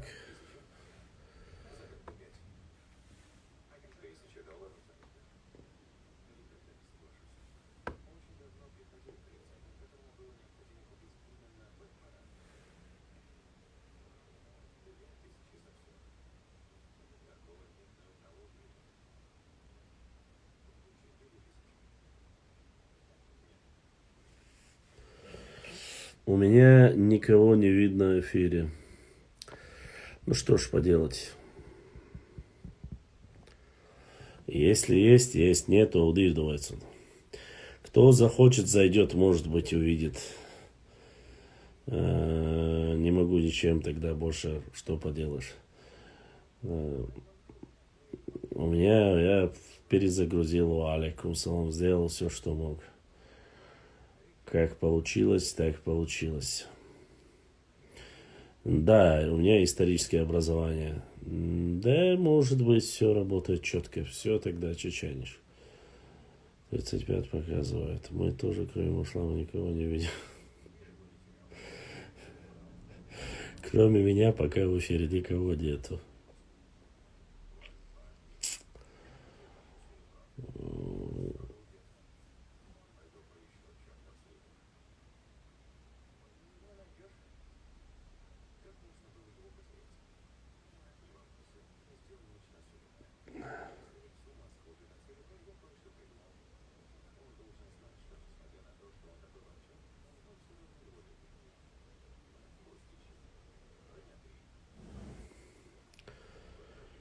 Все видно, все четко.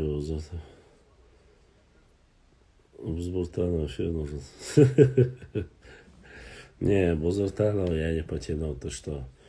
Это же генерал стратегического назначения. С таким мы не потянем. Сегодня что-то само. Ну, что поделаешь? Это жизнь. Что? Кофе, молочку. Возмолил, к сожалению, нашли возможность сейчас вообще пока на дому. На дому, он тоже историк. Нет, он не историк. Рядом даже не историк.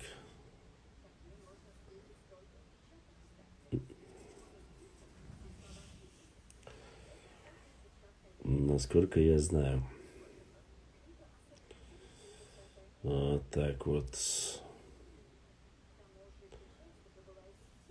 Ну ничего, господа хорошие. Наш эфир уже просматривают и 10, и 12, и 15 тысяч человек.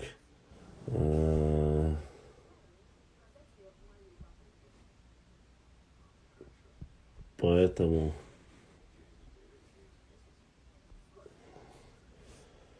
ой,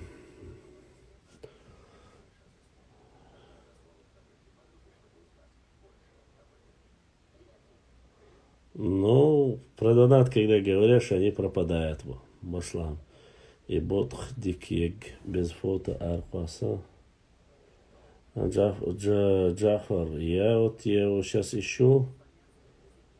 Если, конечно же, найду, я его с удовольствием бы выкинул.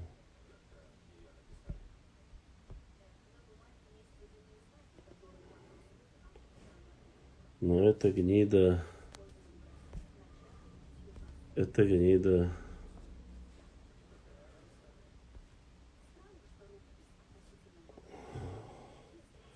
Архосову самогаттаешь.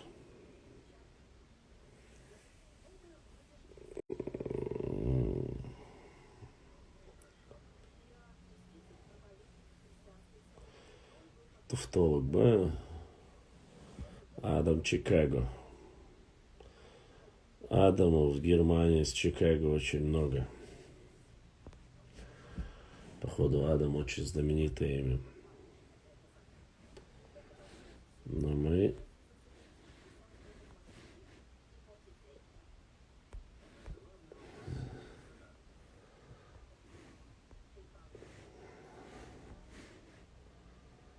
Странно.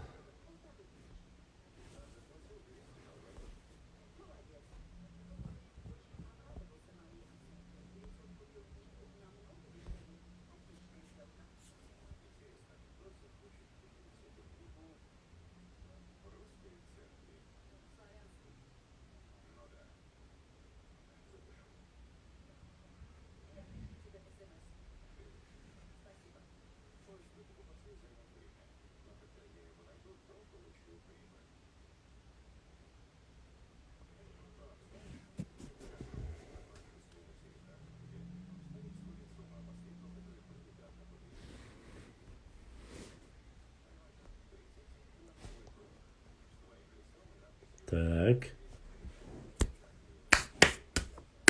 Домой. Так, этого заблокировали. Так.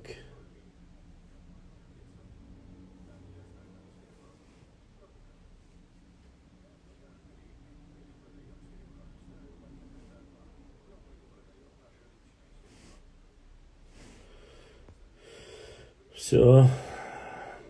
Этого ишака мы отправили домой.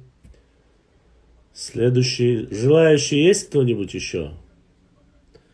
Щак и гунда отца, подумайте. Вот с таким названием сделать и зайти в эфир. Насколько нужно быть маргиналом, насколько нужно быть конченным человеком, алейкум салам, чтобы такое сделать. Я вообще не представляю. Это реально только вот такие придурки и могут сделать. Походу все просто были на боях, смотрели. Кстати, Чабуарс победил, кажется, стал чемпионом опять. Если я не ошибаюсь. Ва алейкум салам. Да, я как раз говорил, наши эфиры стали очень уже востребованными, и просмотры поднимаются. Несмотря на то, что это Инстаграм. 3-4-часовые эфиры, просмотры уже достигают некоторые до 15 тысяч человек просмотрели. Поэтому я думаю, что да, Аллаха, все только будет с лучшей стороны.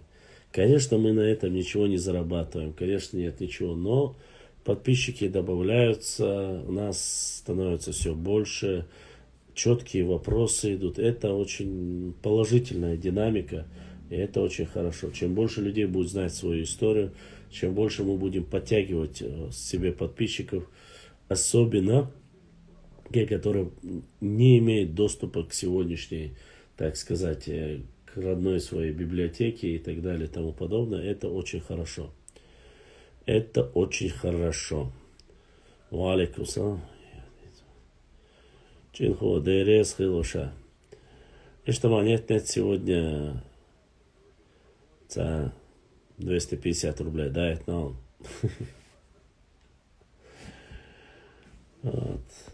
ДРС, Джинхо. Со временем эфиры будут смотреть одновременно 2-3 тысячи человек. Нет, в самом прямом эфире смотрели, когда я за время этих эфиров выхожу, я смотрю статистику, и они показывают четкие цифры. И за время эфира, пока мы проводим эфиры, просматривают от 1500 до 2000 человек где-то так. Потом, когда проходит день-другой, ты заходишь туда, смотришь, уже поднимается и до 15 тысяч доходит, по-разному доходит. Поэтому Жим-Жим дали это неплохие показатели, с учетом того, что у нас паблик в основном такой немножко разносторонний, но исторический, поэтому добавляется. Да, главный на остров дадишь эту мелбу. Главный мяц, но донаты нужны для работы.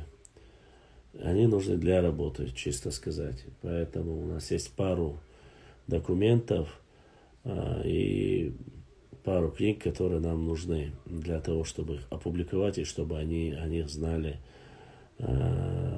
особенно в наших пабликах. В чем суть эфиров? Суть в эфирах обсуждать наболевшие проблемы, объединять свой народ, изучая свою историю, этнографию, географию, доводя до широких масс нашего народа истину о нашей истории и географии. Татаро-монголы напали на Русь, чтобы потешить свое иго. Смешная шутка, фудетциг, для приобретения документов. Ну, не столько документов, правильно, хотя это тоже важно. Маршу Хакаячи, Маршу, походу, смотрел бои, он у нас любитель боев без правил, походу, поэтому...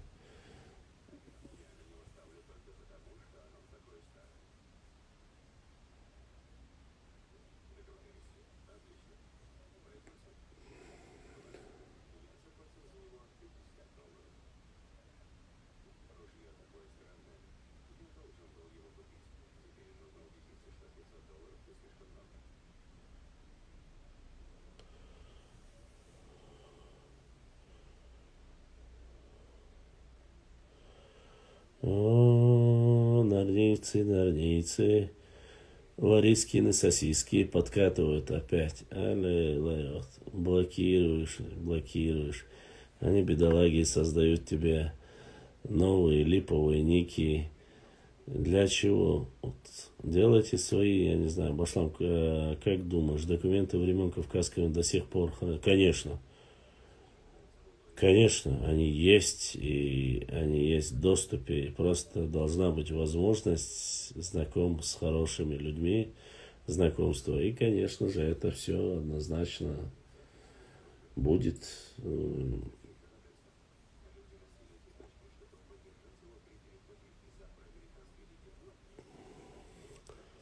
Документы есть, книги. Книги дорогое удовольствие. Документы, копии можно делать по возможности, конечно. Да, ларийские сосиски создают мои тупые ники и заходят, конечно. Там нет грифа секретно. Нет, многих документов уже нету. Там через определенное время гриф секретно снимается. 50, 100, 200 лет там в зависимости. О Кавказской войне, думаю, секретности нет, уже давно сняли. Да и смысла держать секретность, то, что было почти что 200 лет назад. Сектор 95. Сектор 95 и Старой Гвардии.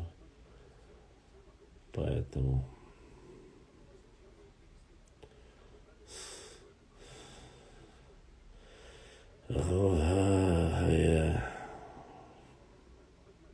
Просто бывает настолько смешно. Ладно. Дальше давайте задавайте вопросы. Если есть вопросы, я отвечу на них. Да, я думаю, многие мои подписчики уже знают по нику. Башлам, ты читал? Теперь про Армия Адлер. Конечно, я этот документ видел давно.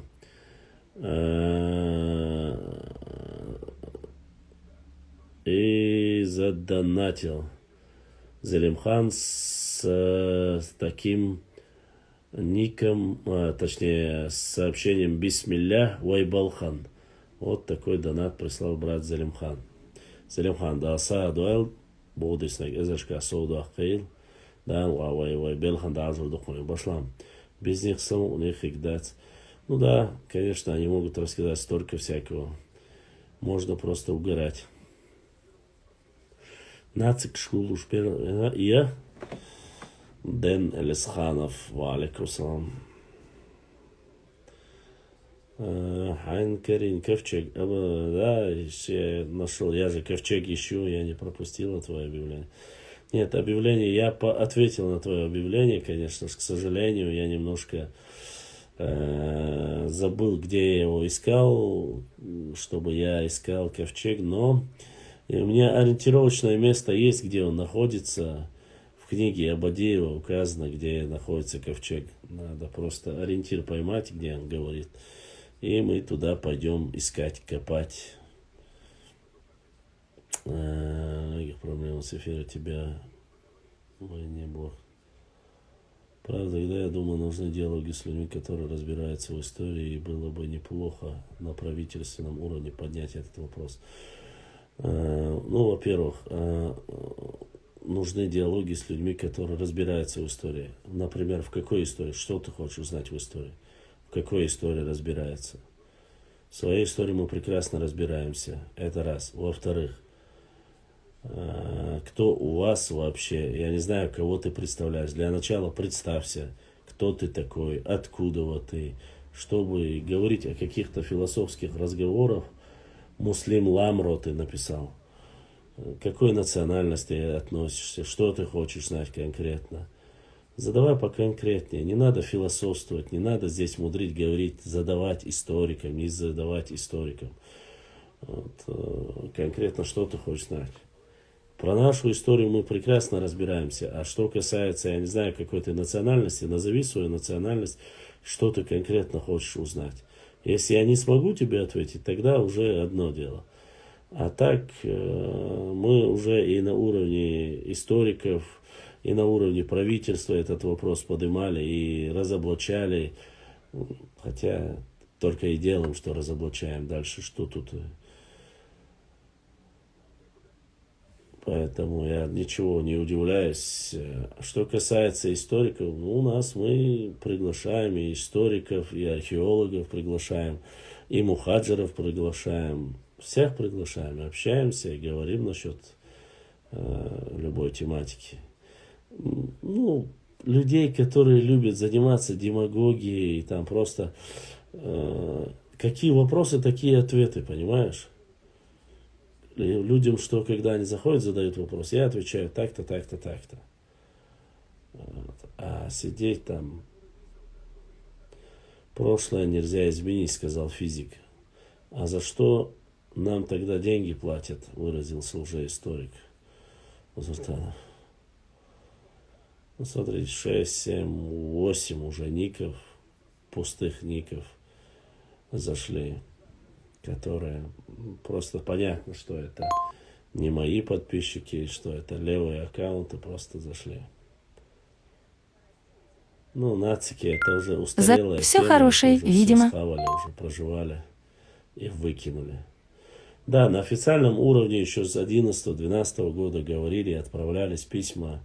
Есть в книге, есть этот официальный документ, в котором звали, приглашали историков говорить на самом высшем уровне об истории. Хотя о чем говорить, с кем говорить, о какой истории говорить, скажите мне. Вот все говорят, нужно, чтобы историки поговорили на высшем уровне. С кем мы должны в данной ситуации, я имею в виду, Нохчи, должны говорить на самом высоком уровне. Скажите мне, вот как человеку, который в этих делах занимается этими делами и знает не понаслышке, скажите мне, кого мы должны приглашать для того, чтобы обсуждать свою историю? Нам нужны сюли? Нет, не нужны. Нам нужны кто-то другой? Нет, не нужно. Зачем? Свою историю мы можем и без кого-либо изучать. Спорных в истории моменте. Какие есть спорные моменты в истории у нас с кем-либо, с соседями в данной ситуации? Я, в принципе, не вижу. Ассаламу алейкум, брат Вашлам. Ва алейкум салам, рахматуллахи ва баракатуху. Кто бы что ни говорил, ни один сосед не будет знать лучше историю Нохчи народа, чем сами Нохчи. Это я могу сказать однозначно. А спорных моментов о территории, есть документы. Есть все достаточно элементарно и просто. Если кому-то сегодня со муслим, со Нохчи, со Варандову, Асамхац, Ханс, Вистхил, Швой, история хляцнахан, интерес хигер, алхиеч, бахарасам. Муслим, Нохчи вала, тем более Варандова вала, хонха диез, вай дукканах кайка койк, Европе Нохчи, Иордания, Турция, Ирак, Сирия Нохчи, даже связи большой, камин что, Панкисер Нохчишка, камин что, Аухер Нохчишка, камин что, историю, Талламбо, Нохчи, карт наш до Нохчи, историю, шадыг вы болбя штук я. Может быть, ты просто первый раз зашел, тебе так кажется, что что-то там не так. Если ты хочешь, там, с какими историками ты хочешь, допустим, поговорить. Есть канал, допустим, Амина Тисаева. Ты можешь зайти послушать его там, если тебе интересно. Есть канал, тот же самый Нохчи блогеров по истории. Нохчи Адат есть. Онхуа Муах есть брат, который я тоже сюда его приглашаю. Был еще Нохчи Хистори, но его заблокировали. Не Нохчи Хистори, тот, который там герой Нохчи Хистори, Алхаца Пабликера. Но Ахчи тоже был паблик. Но они многие закрылись, остались те, которые остались. Мы приглашаем гостей, мы готовы разговаривать, мы готовы говорить. С кем говорить? С кем? Люди, которые могут конструктивно диалог. Не, я не медийная личность. Скопировать, ставить, отправить бошку. Мне интересно. Мне это абсолютно не интересно. Нам не нужны они, нам нужны наши. Кто они? Наши каратисты. Поэтому... Муслим, ты походу не знаешь, поэтому я думал, что ты нордеец. Во-первых, ты зашел с пустой аватаркой. Во-вторых, обычно любой Нохчи, который хочет поговорить, он отправляет запрос лицом к лицу, садится и говорит там, допустим, я хочу обсудить этот вопрос, об этом хотел бы поговорить там. Давай, и все. YouTube чапал бьют, харцлю шел, канал, братский Кавказ Борг, Дурдом Чур. Заканчивают шутерду из Братский Кавказ, это вообще какой-то Хонгельдон Умяцун. Башлам, знаешь такого блогера Аскер Хаширов? У него так и называется канал на Ютубе. Нет, не знаю. Не общался, дал хастову брат. ДРСЛ. Абадиев даже звал, не потянул. Абадиев не историк. Я видел, что с ним сделал Азамат, поэтому уровень его, конечно же, зашкаливать, конечно.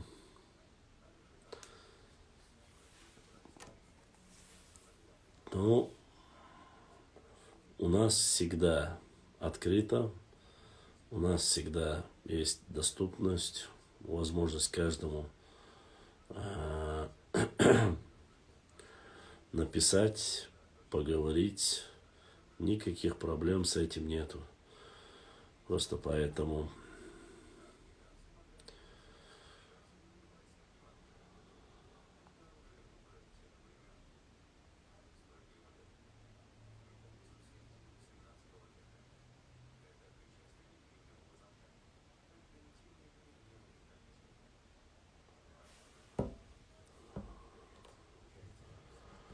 Абзац, нормально, чуть-чуть. Народная медицина, боже, дальше думай.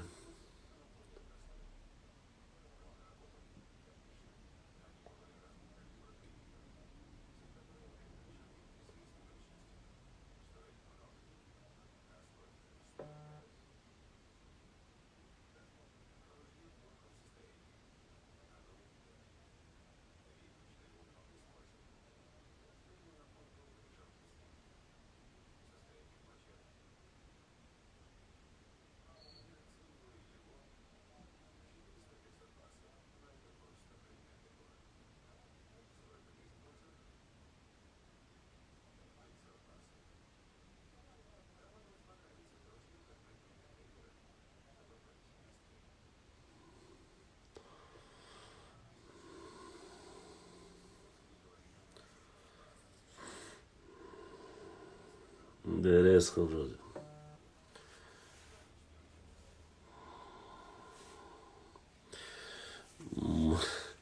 Aysa soğuçamaz dostluk kanır.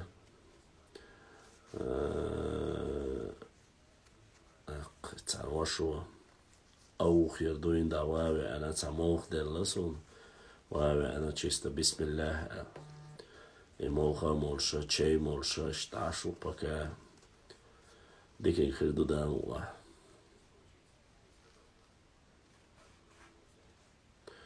Дам дацу, да я мягко аревай, маз дочь тушу. Запрос я это проблем, я оторвать запрос для запроса не хочу. Муслим ламро, ну вообще, каятта вообще, у меня других вопросов нет. Ханохчи, вала савик дейцума дастак. Хайкоман, хасагет дешхиру, хайкам, он дешхиру, история ешхиру, ой, проблем, я цун царем. У нас есть специализированные, если по ДНК кто-то хочет спросить, там есть кто хочет про тайпу спросить, есть, поэтому каждому свое. У меня, как говорится,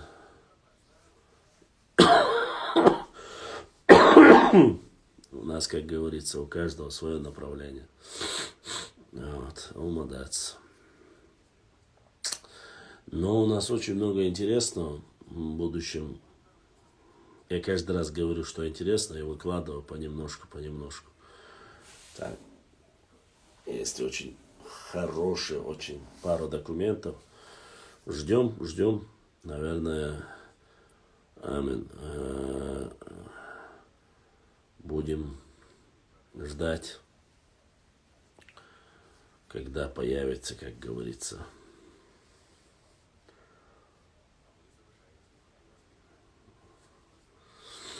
Масера йовел айлахайол бюстейл. Дересл айля, дересл.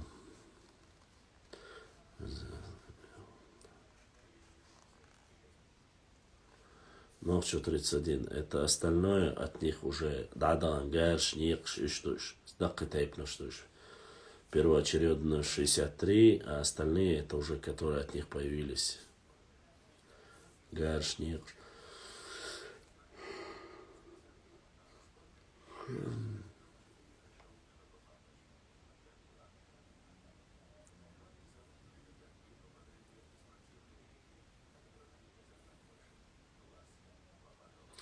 Изначально считалось, что 63, 65 и 4 годович. Вот. Это вот самые первые. Но важно не то, что вот как бы... Важно, что сам факт возрождения каждого исторического момента. Башни возрождаются, дороги прокладываются, мечети возрождаются. Каждый пытается построить свою башню у себя там в горах. Все это потихонечку возрождается. И этому уделяется огромное внимание среди нашего народа. Что очень важно. Только тот человек, который не имеет ни истории, который не любит ни свою родину, ни своих родных и близких, только этот человек может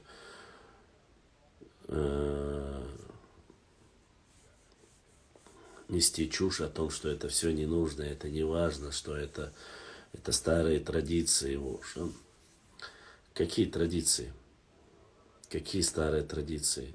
Человек, который претендует на твою землю, твою родину, ты спрашиваешь, ха милч махкару, ха милч тейпнару, ха милч, короче, гернару, никеру, альма, мичер милх ламбуха, хубауюха, маэльна, рассыпается просто-напросто. Тем более, если он не является ногчи, а притворяется только. Башлам вородной тейп язден хилла бохург дуй цуедя. Тейп башлам вородной тейп язден хилла бо. Вородной хирбуде, вородной цен ногчи бат. Вородной цен ногчи бу. Хирбуде еще цуюка, хилбиешам бу. Вородной один из древних ногчи тейпов. Как и Орсой, как и Садой, как и Галай. Поэтому, если на котле нет тейпа хвои, расплавить его и выкиньте.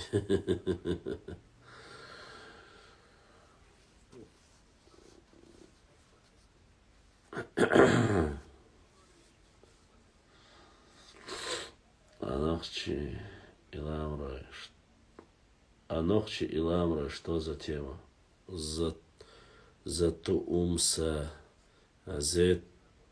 зетаумса. Анохчи и Ламра, я не понял, это вообще, что за тема? Я не могу понять тебя. В чем вопрос?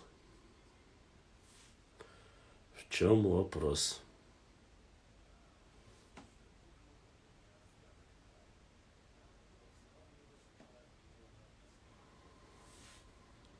Все тейпы, которые были исторически, являются ногчи тейпа, есть там.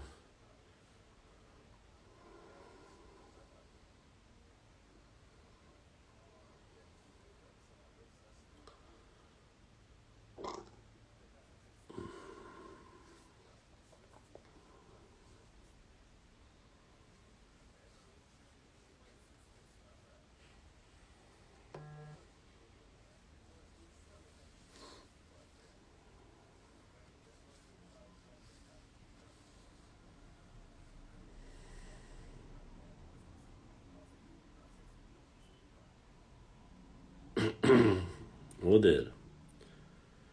Каждый представитель нашего народа, он является котел метра. Ты на это многие точки ставят, и 500 тысяч населения сократить на 70%, потому что многие из них не имеют уж.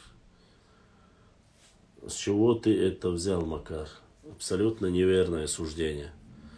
В Чечне живут Анзорова, и в Кабарде тоже одними те же. Ведь князь Анзоров ушел в город Чечню. Шел сопротивление. Являются ли они потомками того Анзорова, я не могу сказать однозначно. Что есть черкесы, представители черкесского народа на нашей территории, мы это не отрицаем и знаем это. Вот. Статусов князей, беков у нас, будь он хоть черкесом, будь он хоть джекичаном, разницы нет, у нас никогда не признавалось. У нас признавались только вольные люди, свободные люди. И поэтому его здесь под статусом князя никто. Многие пытаются, там князь Алда, у отсюда фамилия. Турлов, князь. Здесь нету, они никакие, ни князья, здесь никто. Это простая, обычные люди, которые с нами в хороших отношениях, которые мужественные воины. Вот их принимали. А там, что он князь, его приняли, что он царь, там его приняли. У нас этого к этому нету. По крайней мере, я исторически не видел, чтобы хоть один человек поднял кого-либо другого, тем более из даже братских нам народов, чтобы подняли, потому что он князь. У нас среди нашего народа это никогда не катит. И всегда найдется на такого человека, который может в лицо сказать: ты князь, да, и таких князей в нашем ауле там 1000-2000. Захар, нет, я вообще тебе говорю, как бы здесь под титулом его никогда, как бы, а так Анзорову надо только проверять, это через ДНК проект можно узнать, это кабардинских Анзоровых и там чеченских, там, допустим, Анзоровых, если есть. Если сдадут ДНК, там сразу 5 секунд выяснится, являются ли они его потомками или нет. Поэтому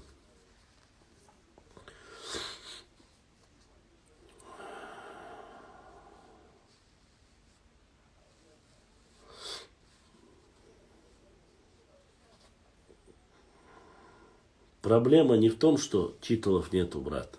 Титулы, они есть, но здесь каждый ногчий тейп, исконный ногчий тейп, он является титулованным. Это аристократия считается.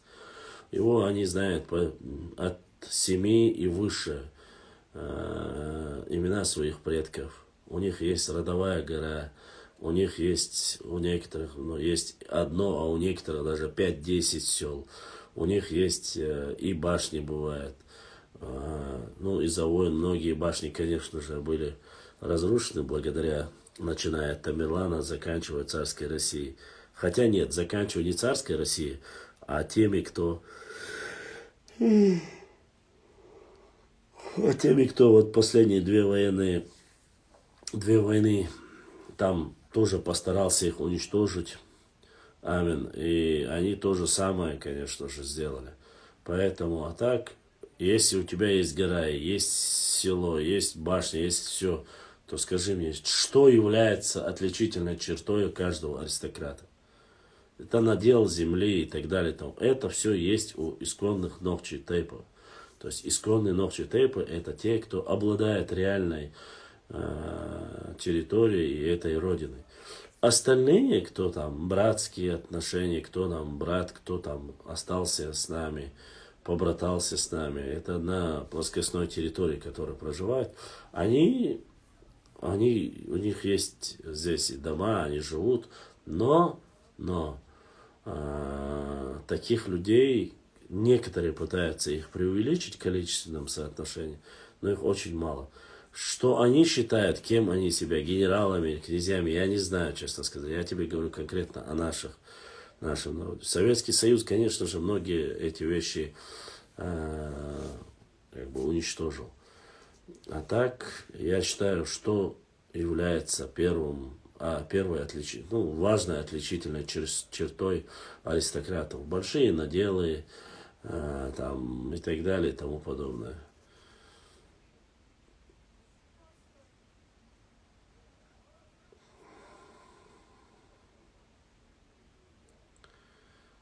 Аминь. Среди них есть наши тайпы властвования.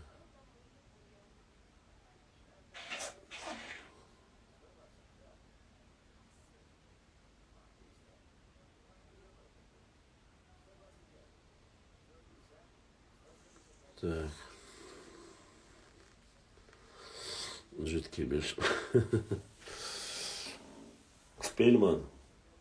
Многие сразу начали говорить, что когда тебе сказали про донат, что ты пропал. Так что тебе больше я не буду говорить про донат. Ты можешь вести дискуссию со своими подписчиками, со своими старыми знакомыми у меня в эфире. Жукты. Жукты у нас называют евреев. Машу несу.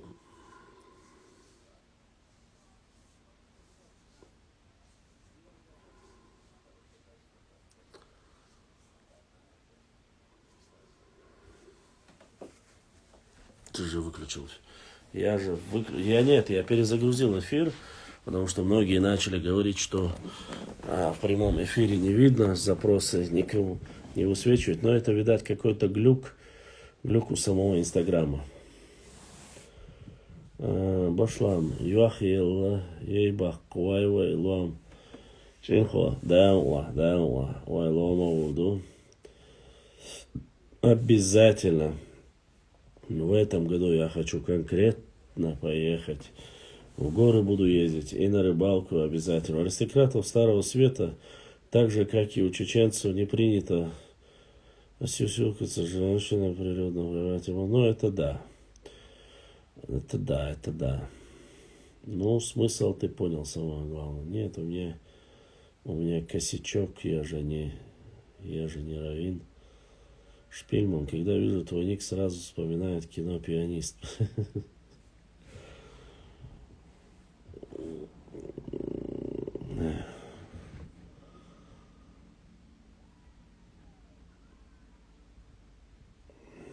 Вот как-то так.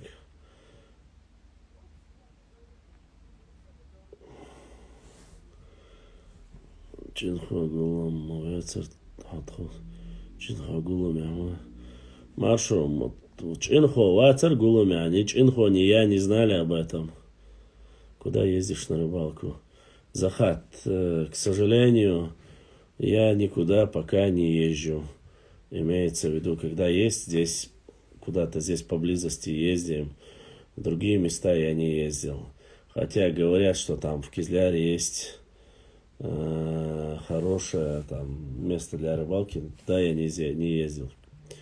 Вот, посмотрим в этом году, если получится. Меня пригласили ауховцы. Я думал, ты знал. Нет, Машу, не знал. Вы, как всегда, я недавно занялся. Вы, как всегда, Машу, стихаря собрались. Когда мясо кушать или что-то про бабки, что-нибудь такое, вы всегда забываете про друзей. Бывает это. Я недавно знаю, женат вечером.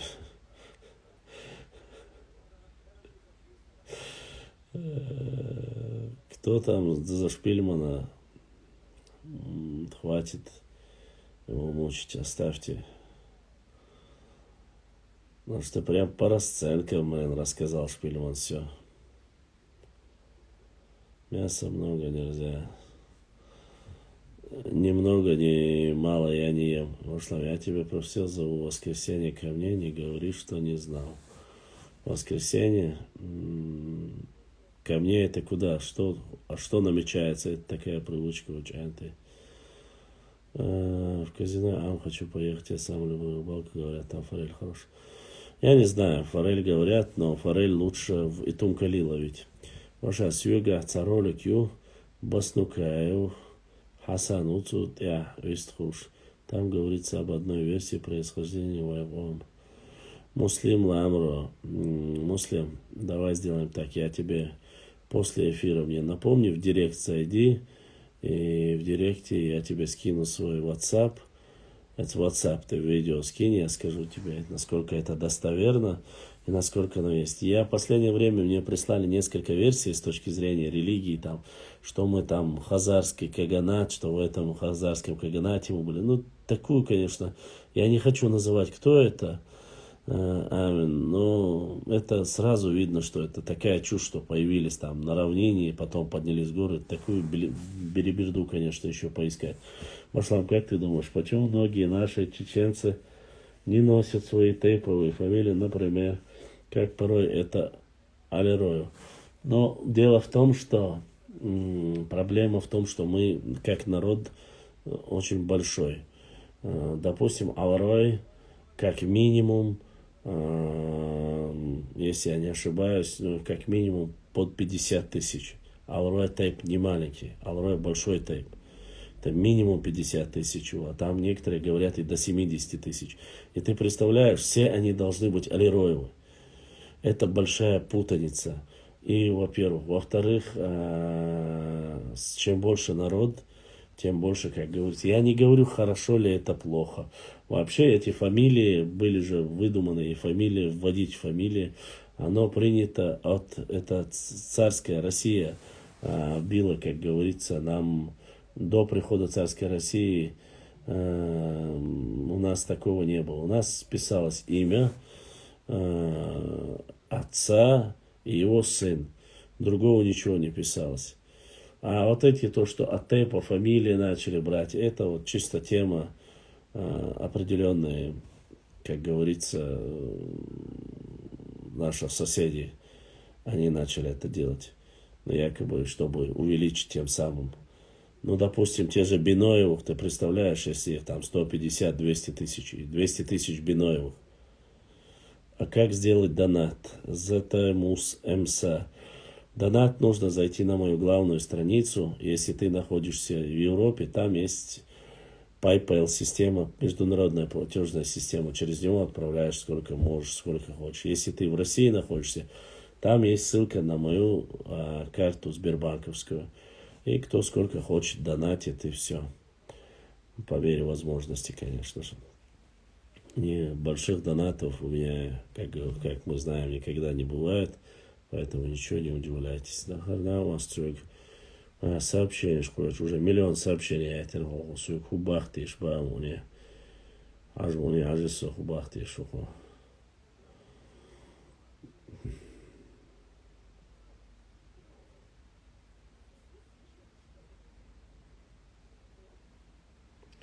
Так, освободилось, после куоца же. Уже.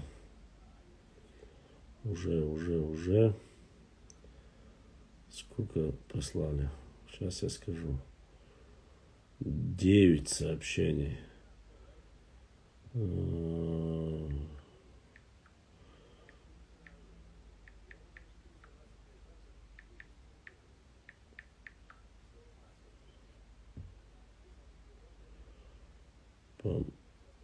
Все.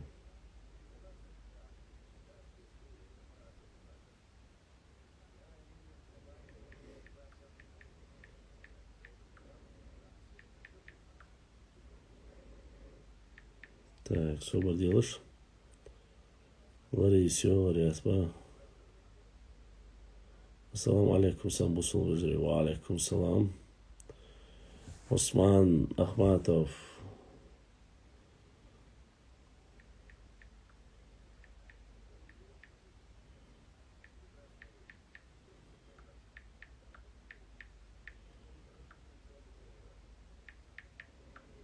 Так. Все. Он видит, что я не в эфире. Точнее, я в эфире. Все равно зачем в личку отправлять сообщение? Так, ладно. Продолжаем. Макар, Цанал Махалхи. Давайте дальше продолжим.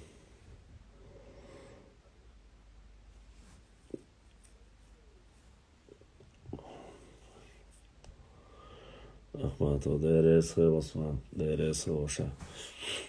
Болеем немножко, но ничего, да, Аллах.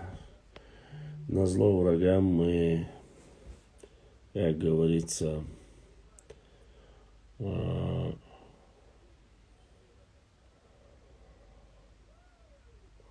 не сдадимся. Дикник хэгду, иншаллах, дикник хэгду. Башлам в эфире, Амавацар. Ай, брат Дживаншир задонатил. Дживаншир, брат, дал садуал от всей души, баркалла тебе в эти священные месяцы. Башлам в эфире, Амавацар, эфире Амаусо, я в эфире с 10 часов. Башлам, когда Элера у нас, ты не назвал время, но ты сказал воскресенье. Во сколько ты не сказал? Дух яц хабош. Измег митинг цея. Назло врагам сегодня все ночи выиграли свои бои. Все ночи выиграли. Надо было ставку сделать. Ах, чхаляри, ставки и герои. Ставку ставить на своих бойцов. После обеденного намаза воскресенья. Это где? Галама дуй, маршо. Техоча дуй. Надо было.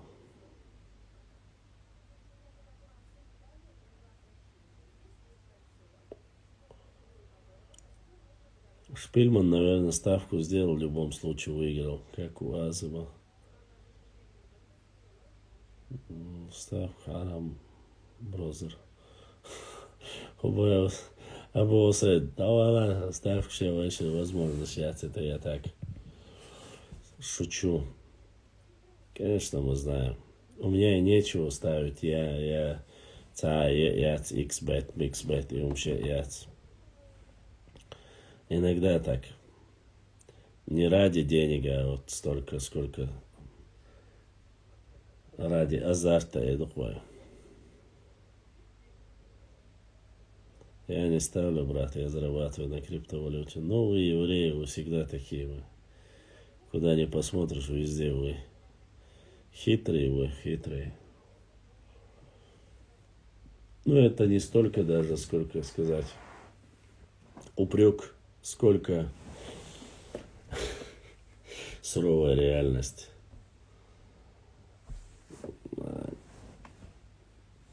Situation.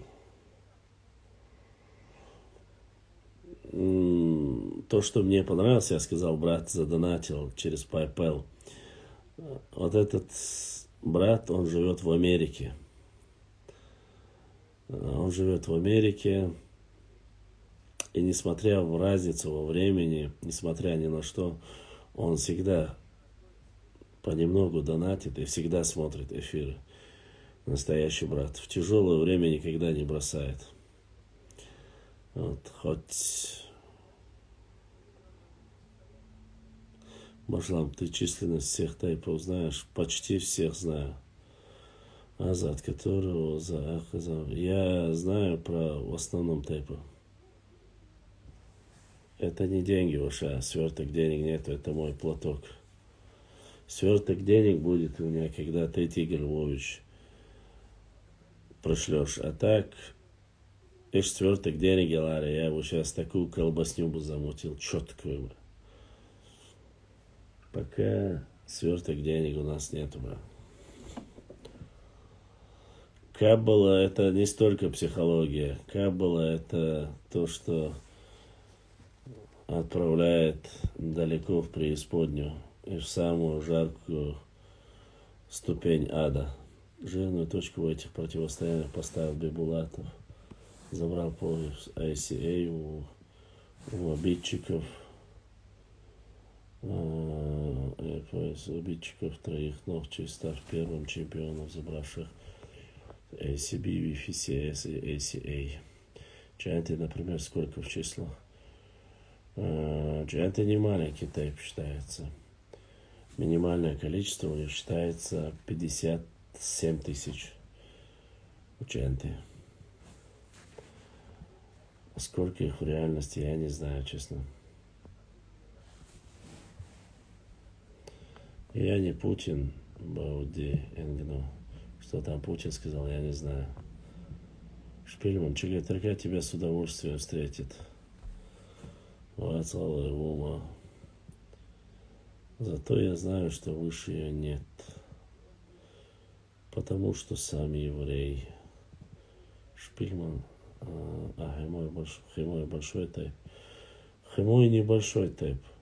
Небольшой, но в пределах 1010, кажется, там был от 7 до 10 тысяч лож по Хемой. Вот.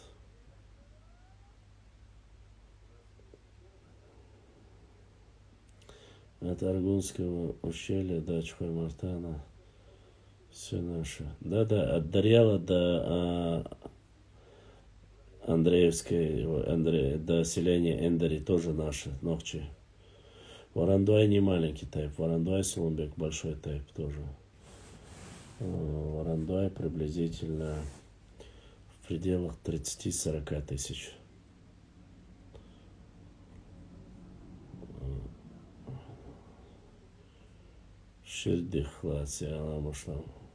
Я про тайпы не рассказываю, я просто приблизительное количество тайпов называю, число. Ширдиш 25-30 тысяч всегда. Так, дальше. Да, Химон. Ассаламу алейкум.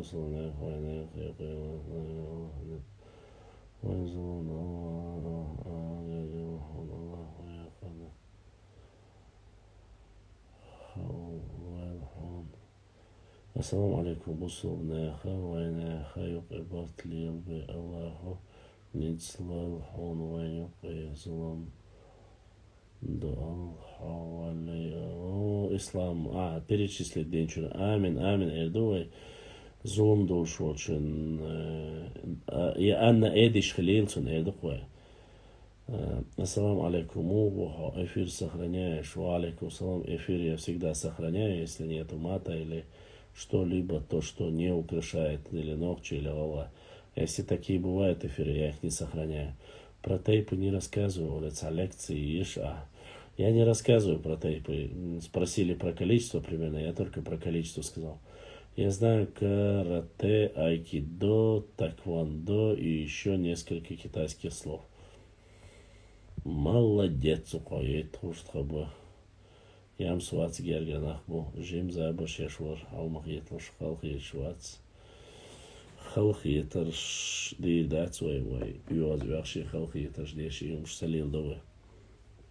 Вайда лабу субаду, вай нохчиду.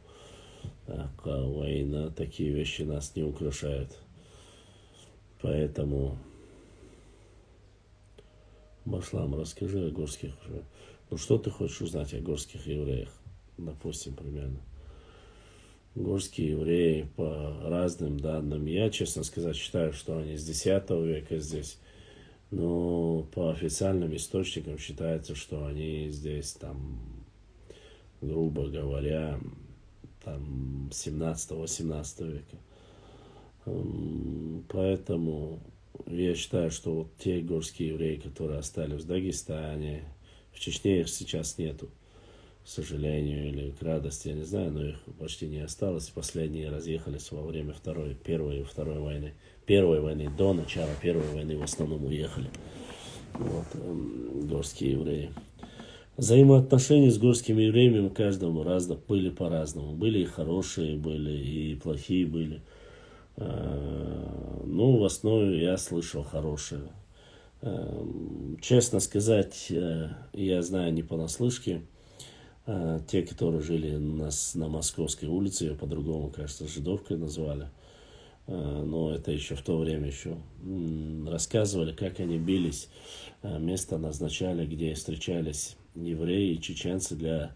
Ну, там, чтобы биться. Но в то время была тема такая в Грозном, тот, кто Грозненский знает, да, Мичуринские там против этих шли, там, я не знаю, против там микрорайона, там, московские шли там против там чернореченских, сунжинских, там, ну, вот такие были разборки. И отец моего дяди рассказывал, как они шли биться на мост, бульвар, по бульвару Дудаеву, как они там шли и бились с евреями. Но он рассказывал так смешно.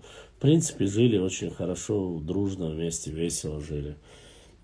Что хорошего? Хорошего я слышал, что во время депортации чеченского народа главный раввин проклял любого человека, кто возьмет или прикоснется к чему-либо чеченскому. И если даже заселялись, то во время возвращения все, вплоть до ложки, вилки, все оставляли на месте.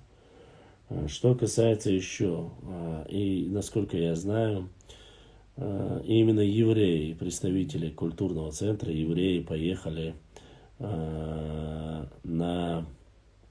встречать чеченцев, депортированных чеченцев на ЖД вокзал вместе с гармонией. Это официальный исторический факт, который встречали евреев на вокзале и своих соседей. Очень хорошо относились. И Русланбек задонатил. Русланбек, Аллах дал саю, аданата бодисник, Аллах дал беркет, дуэлауна, эзершка соуда кил. Всем братьям, кто понемножку, по мере своей возможности, донатят. Огромное вам спасибо, хочу сказать. Обещ мархибата, те бош был мархиб, хобот бой лож. Баташ делеге Аллах дал соуда кил, дал мели дулил. Вот дал саду ашуя. Алейкум салам. И евреи, стоит отдать должное, евреи очень достойно себя повели в этом случае. Да, есть и позитивные, и негативные. Я снова же не собираюсь говорить, что я там защитник кого-то, не защитник. Нет, есть позитивные. Особенно о грозненских евреях очень хорошо относятся. Что касается... Ваша, как видишь, горло болит, нос забитый, но я эфир веду сегодня, немножко Инстаграм глючит из-за того, что, я не знаю, это походу свой глюк какой-то меня не показывало долго, то есть очень мало даже было подписчиков. Что касается горских евреев, какие взаимоотношения с горскими евреями, как они относятся к чеченцам, которые проживают в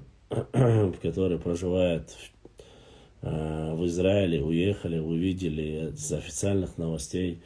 У них очень хорошие взаимоотношения, многие дружат со своими соседями до сих пор. Вот. Много позитивного. Что касается там синагог, не синагог, я не знаю, там лет 5, 6 или 10 тому назад вроде бы говорили о закладке, что там хотят синагогу построить и так далее. Но все из-за недофинансирования, я думаю, что это, наверное, прекратилось. Я, по крайней мере, не видел это. Вот.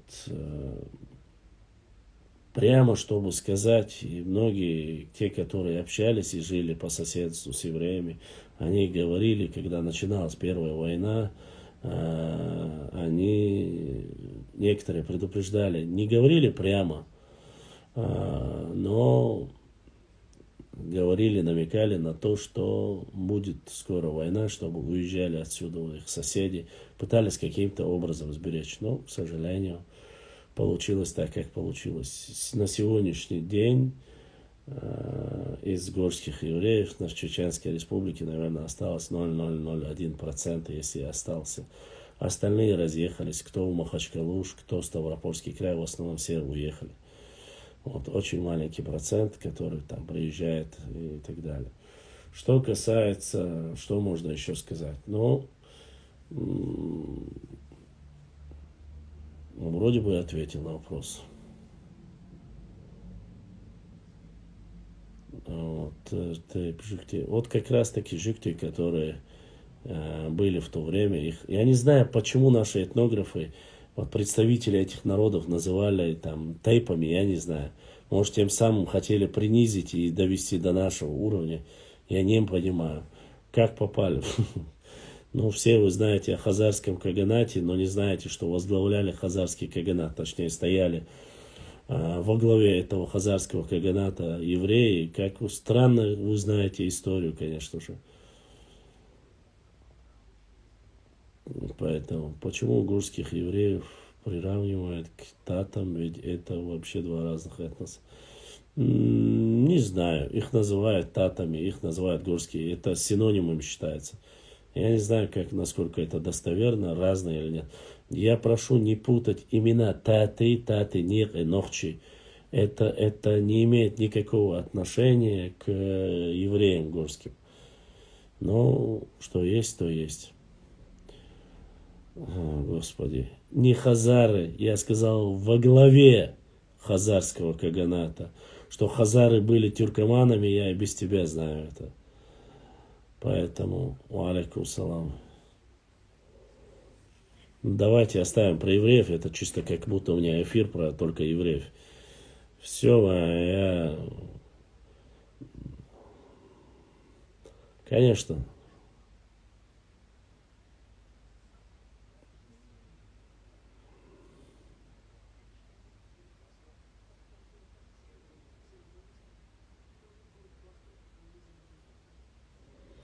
Все, оставим. Шпильман, ты достал, вот за 100 лет один раз ты зашел, поднял эту тему, и вот ведешь себя, как будто, я не знаю, сейчас темы посыпались мы.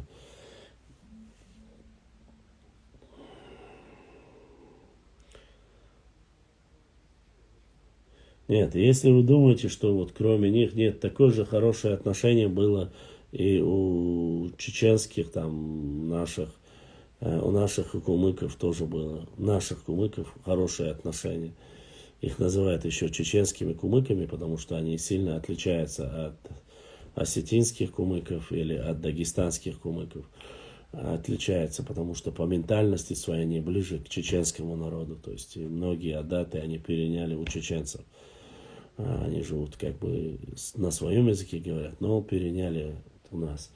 И у них есть отличительная черта. Что касается этих кумыков, чеченских кумыков, ну, в кавычках чеченских кумыков, я надеюсь, вы понимаете, они, мусост, неправда, это байка и сказка. Их очень небольшое количество, конечно, здесь в Чечне, но и все же. Эти кумыки в свое время, чеченские кумыки, очень сильно повлияли на то, чтобы вот тех селений рядом, которые были, там могильные плиты, я вам рассказывал. Некоторые, конечно, скрывали и детей взяли. Есть такие случаи, которые они взяли детей, сказали, что они там мунки дети, хотя они были чеченскими детьми. Вот таким образом прикрыли. То есть, в принципе, с соседями, такими вот малочисленными соседями нам, ну, конечно же, я не говорю, что все там хорошие, там, кумыки тоже. И про наших нет, наши-то в основном нормально.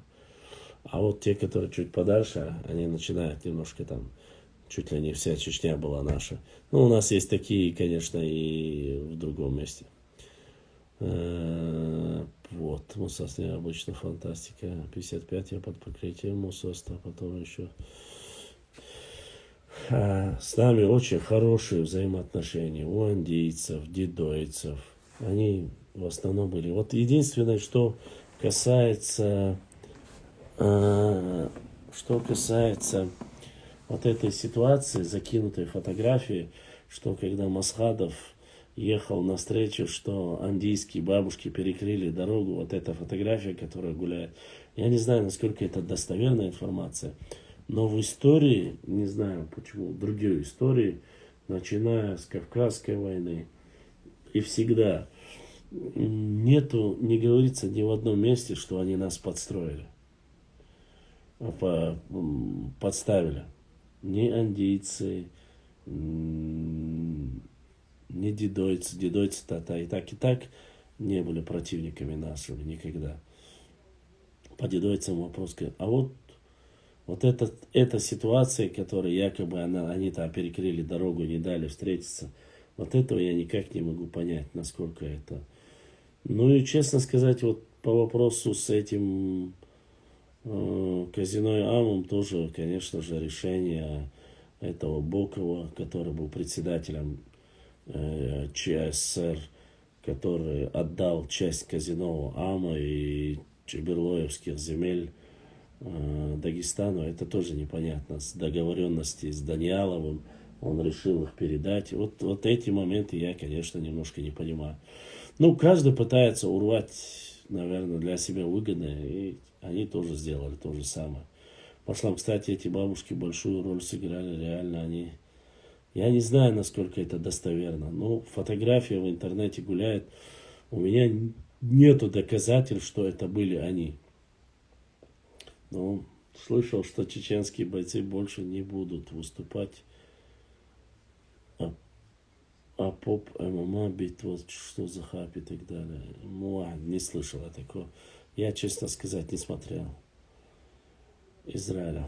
Да, что касается по Израилю, раз вы начали эти разговоры, скажу так. 17 селений сегодня в современном Израиле, 17 селений принадлежат Нохчи, то есть проживают в Израиле Нохчи. Второе, все, так, как мы знаем, 4 оказались. Как мы начали отменяли героев войну в Чечне.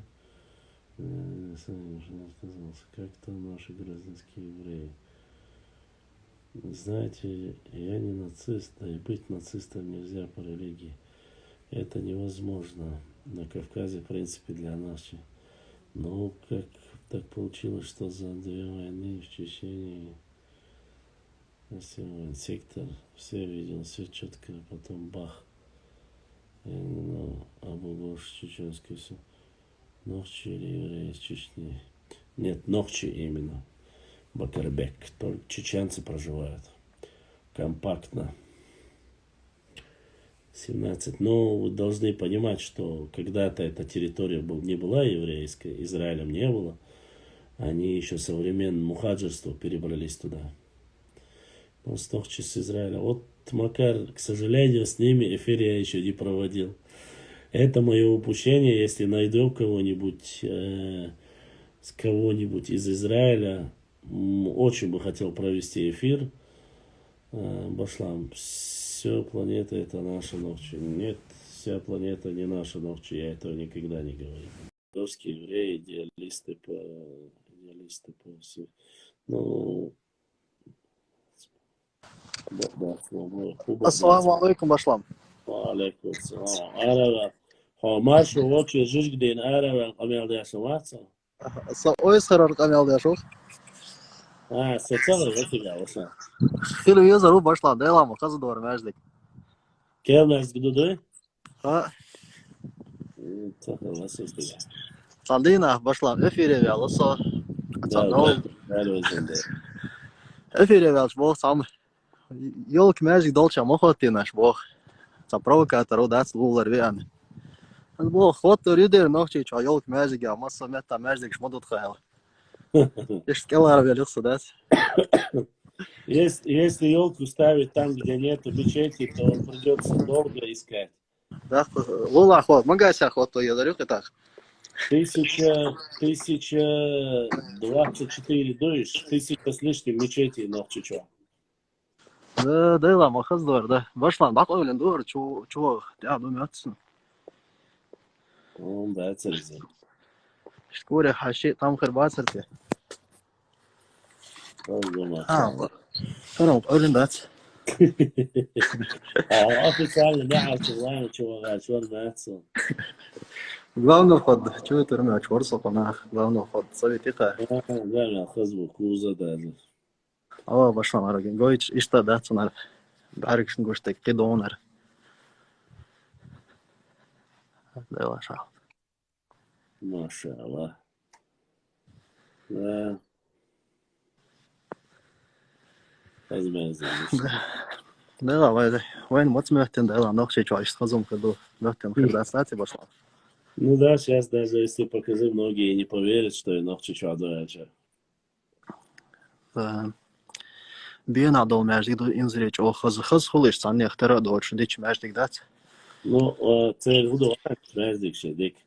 Насколько я знаю, ни одна мечеть по своему внутреннему строению на территории Нохчичуя не одинаковая. Они все разные. Все. То есть нету дублированных мечетей. Только внешне думаю, отсюда царь схожий. И доллар кут. Внешне, но нет. Внешне они все считаются восточным турецким стилем ложду использовать. Но в основном, кроме аргунской. Марсиан. Аргонерник, да, что марсиан здесь санду. Но это хай-тек, это очень даже хорошо. Нельзя, чтобы все было в восточном колорите, совсем разных чего дикду. Угурч о хазухе дарвай нахчи ком куцкеп да цгышлояр тулгах. Обычно да, цара дуга нахчи чу амаздик дуга иш тулгердин. Пакися дуга сон иш мазик тулгердин. Сон сахаятра. Цара таюр терсон из дагердала сон именно тулгердин мазdik дуг. Эрданя ду цайзер исбай диолчера дёгн мазdik дагдоян. Бауюш. Я мои не раз, после не раз, но شو توچنو قامسيت ماجدك دو اج برلا دو جيمي دو ايش بادي ديج نيا لام اتون قالع تجع هور بشتي هور مخكع ديناتسر هنس اتسيرا ويرزا اقيات اقعد ديناتسر اقعد رجمت خوتين دو باشان دو ده رجمت خوتين не то что мет хватит, а мел хаздинаайон. То есть и аркнешяцер я шел будет олани. Прямо я смотрел видео нарезку шусю, а я уже аза горло далasi вон, я селекцию дало что-то. И Мухаммад Даса и Ладана уерза, они начали делать по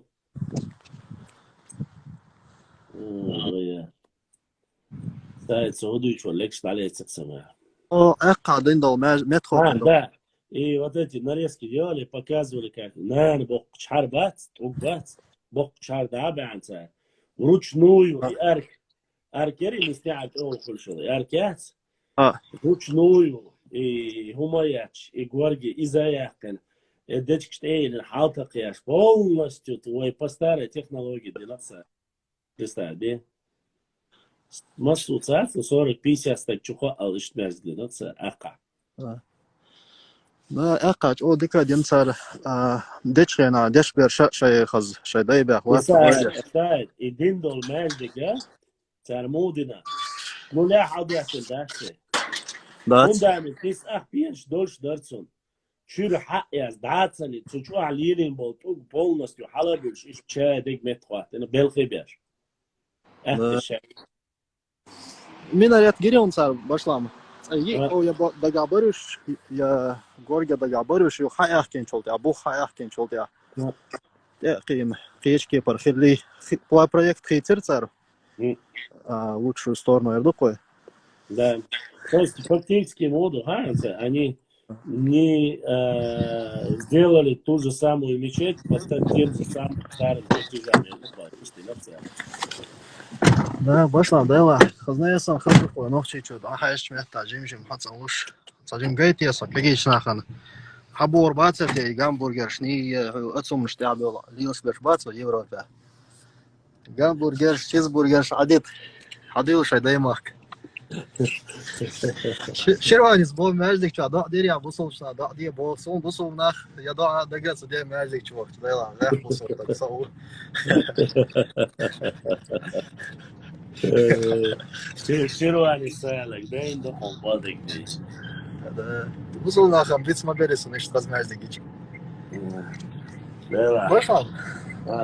Сажим бишон, сажим самудакш. Для разнообразия. Чуя льерсо хинс, да, но нет, безос. Давай. Солом амаршло цали, я мне авалам это. Дела. Целого наверное ищаться. Гучвала ищаться, что ты пошла? Короче, قيلا أوسكي الشارزاني واوي. Дела, цаскайлин, шулак, башла мор, адми. دو تناتك شغل الشعب слушай дуй.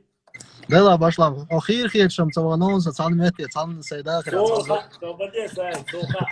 Хамовацери يقولون بنا كنيجو يقولون بنا صوت خيراسه ها بس ما صوت شو هو سام بريوت سخاء ويريد الوقت صوت يتم ايه على الكير بس تسوي كده يوم ده باشا коронавирус его балдуя пошла. Юбах, худи кусал юбах. Что так? Хильч, худи дуай. Что за? Ну по крайней мере. Казё? Да. Яла ой карвурам да сранула. Да ла, дармавола. Он қичо догието чумно қарцавена башлам коронавирус войною. Шит амоса вин олбая. Да, шент амо иттех волхо чо. А ты гамас вообще дица цадус. Варско, ваша. А уграначусь. Сочурар вош ват пошлишно. Да, дик дудала, каргис Христос вахуай. Так что, дересу башла марш айла. Ассаламу алейкум. Ва алейкум ассалам. Ваша. Гранач, я сапидек да. Ца хилирвай ваша. Единственное, цат молодежь шумшу, молш. Аж бяхну был на социал уже. Легш далеца су, халуш легш далеца. Эш ситуация гранач уча да, цой халпака. Ой, цалим молца. Аж и homstage så hodag då här så får det samogni min och kyrk och hos baude chuavos. Sen tarol kyrk. حاول دوشة وياحون قلنش ياحون موسكلش ياحون كوتم ياحون دقي جيج داحون عشقنا الخرقي اش اتوال يعملوش خلي عاري سوتونج خيرا واتر سوليدين جراناتشو دقي جيج شدوش موسكل جيج شدوش خلت سوتونج خيرا واتر سودير ماسو خينا تصفل وين يزك كلش دامي احسن субботы, а он ерсился, чего Москва же гдукты, и я, по сути, очень сильно люблю это, индюшатину, мясо. Оно очень полезное и вкусное. И базар, он ерса хасин мах. Я буквально где-то еще полгода тому назад покупал его по 200 рублей, где-то так, килограмм. В то время можно было купить его. И уже 300 с лишним рублей двух. Посмотрел так на индюшатину, посмотрел, представил, что она будет четкая, мощная. Я, правда, ходил туда книги смотреть и исторические какие-нибудь принадлежности. Ну, заодно хажа до цицку динабарк, да хажа вырез. Вот я хажбет тему так, мерзахир бацалим я. Я дом бари, я то бари. Сони да, посмотрели и ушли делать. Мы люди не говорят, зато хангби нас окшара. Уже если у меня борода начнет станет зеленоватого оттенка, знаете, что это из-за черемши делал. Хангби на окшара, ха? Законно. Индюшатина очень вкусная, во-первых. Это диетическое мясо.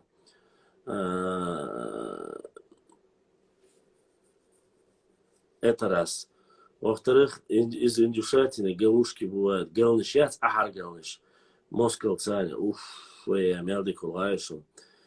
Если еще это сама, как они называются, не индюк, а индюшка женского пола, мясо бывает очень мягкое, нежное. Короче, я, походу, законно проголодался, и из-за этого говорю, ну, индюшатина очень вкусная. Вот, реально очень вкусная. Я не знаю, я очень люблю. Мне так-то нравятся и гуси тоже, но это все-таки... Вала, из базра, если можешь, термер почти что üstlü санхуркуш, 16 килограмм, 17 килограмм, здоровые такие индейки. Ну, короче, дорогое, удовольствие сейчас индюшатину покупать. Как есть. Башлам, за спортом наблюдать, для швацу. А при чем тут спорт? Что случилось было со спортом? Альтамиров, вола, судаван чай, ханг бахок сыра. Куда бы я ни пошел в этом году, кто-то задонатил. Да, сайыл донатяет, Аллах, да, щеду, да. В этом году я поеду к маме, там ханг, поеду к другому, там, другу, родственнику, там ханг, сюда приеду, ханг, дома ханг, масана ханг бар. И я еще сейчас заболел, мам, сутел, контроль, ханг ба беза, кыца, кокил, ханг бян, его ханг без, так что... В этом году я, конечно, черемши поел столько, что можно бы зеленого цвета, чтобы борода была. Вот отсюда лишь ситуация. Ищет ситуацию. Никто ингушей не упоминает, все равно везде. А при чем тут вообще ингуши, я не могу понять. Я про еду говорю. Про еду, про галушки, про мясо. Причем тут ингуши? Вы можете хоть один эфир оставить вот вообще? Или мне нельзя уже про мясо, галушки говорить? Я не пойму. Мне абсолютно неинтересно что-то говорить про вас, когда я рассказываю про еду. Тем более про национальную. Кстати, самая вкусная, нормальная тема, хорошая индюшатина бывает в Кабардино-Балкарии.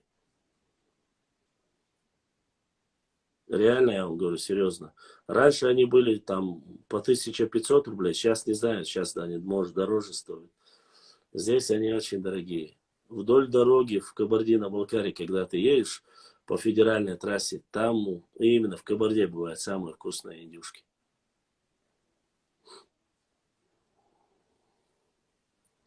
Так что...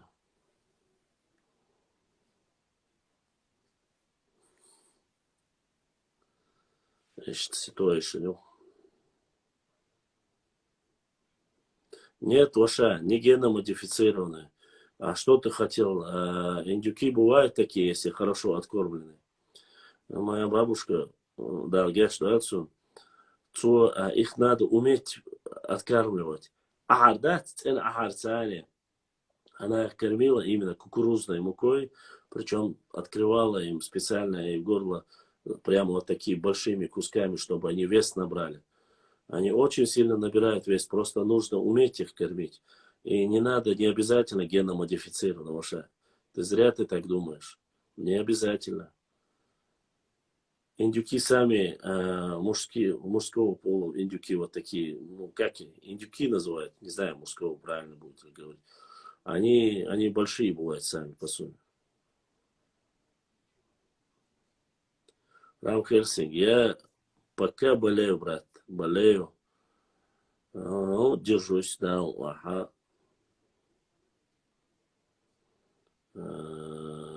Мокшу чудо, алхамдулилlah, делаю танцани, вообще кдадат. Шотландский виски был, все колайн, ширвани. Ширвани здесь шотландского виски нету. Шотландский виски очень дорогой, поэтому не надо нас здесь этими своими заманухами. Он один пошел купить вырез ящикцу.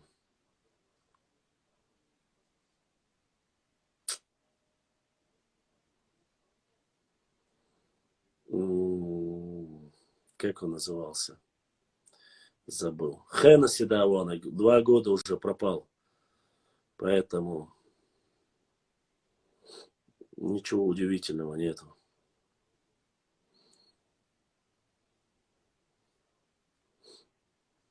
Так.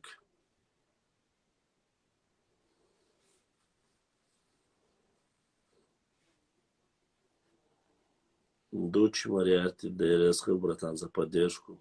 Я шахасхит. Корм им надо сыпать на руно. Да, чтобы обычно и руно или что-нибудь мягкое, чтобы они головой не бились. Обычно от сотрясения они быстро умирают. Особенно, когда растут. Это очень такая, между прочим, непростая вещь.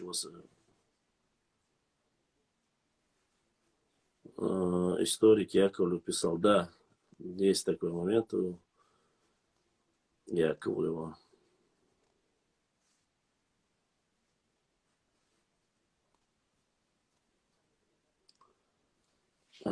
Заболелась. Это капюшоне тепло, поэтому, ой, капюшон, да.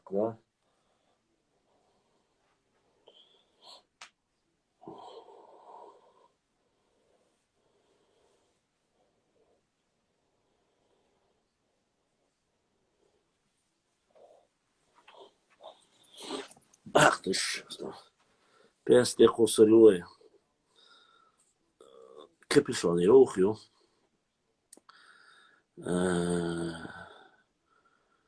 Что Москва цена, вот сейчас или что? Что, как я могу назвать ее по-другому? У нее есть другое название. Индюшатина есть индюшатина, гусятина есть гусятина. Я так и называю гусей гусями, индюков индюками. Что еще можно сказать?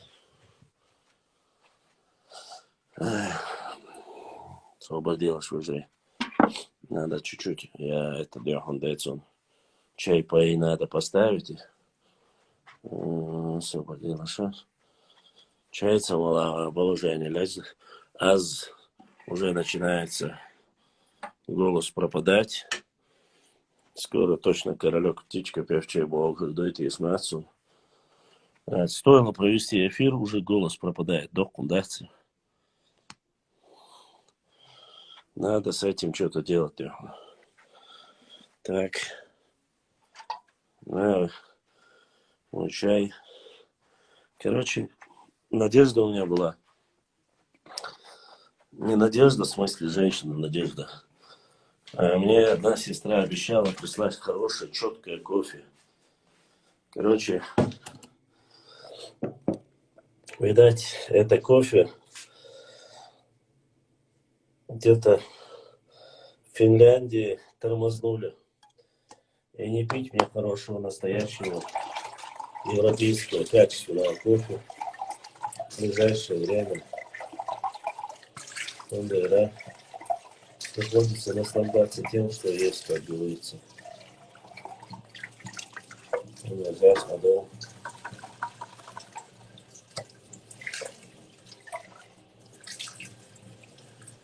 Кофе можно. Кофе, чай, может.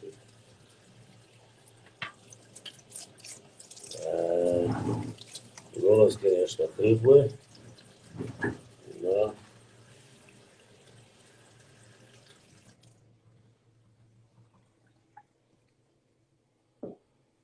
WhatsApp есть группа. Скажешь. Да зачем мне группа нужна, если я могу это все так сам купить? Что-то так. Лимон и очио. Это чай с лимоном. Азерчай. Скрытая реклама. Мне Азерчай не платил за рекламу, так что сразу говорю, что просто это Азерчай написано с лимоном дерхом. Сейчас постараемся его выпить, хотя это нифига не поможет мне, я знаю, и моей болезни. Но мы попытаемся выпить чай, карачай. Сколько хочешь, выбирай. Что он говорит? Что ты ешь, да? Ой, долго иду. А чайник опять,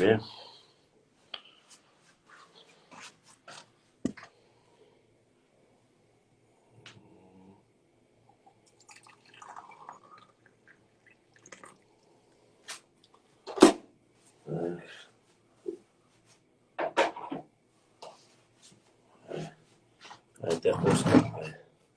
Иван-чай. Иван-чай, да? У меня Иванов нету, брат. School Mobile, или как там тебя? Иван-чая нету у меня. У меня есть... освободил. У меня есть... Сейчас я знаю, что я сделал. У меня есть... Вот такой чебрец. А я это то, что мне еще в то время дал, точнее, брат Симаз. Сейчас мы это дело дерхом замутим. Правда, он уже не такой свежести, как был, но сейчас чай с чабрецом замутим. Право, можно открыть параллельно. Короче, сейчас я вам покажу. Вот сейчас вот так мы замутим. А чухай давай чай с чабрецом. Думаю, чуксу. Чабрец, лимон. Короче, я так понял, с вами тут не только про историю, культуру, кухню, но и можно разные полезные вещи заучить для худецу. Что Буцума, то шли, ошедшие были. Рисковать дед, буцеться, арер. Я надеюсь, никто не позвонит, и он 02 и не скажет, что я пью чай с чабрецом. Ну, чабрец. Нет, надо оставить его там. Нет, сахар. Щекоть, самое полезное, я думаю, о чем отцу. Щекоть тоже школицу вообще. Симоз, да. Да, охшира. Чебрец, специально чай, щекоть, то сихаешь.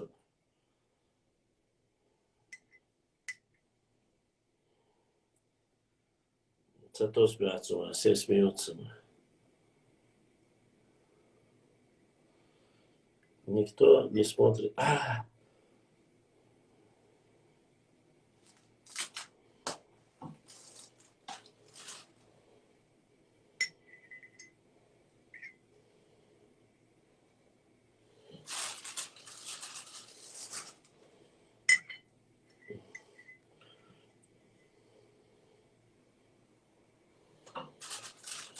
Короче, пока короче, неважно. Вы мне так и не ответили.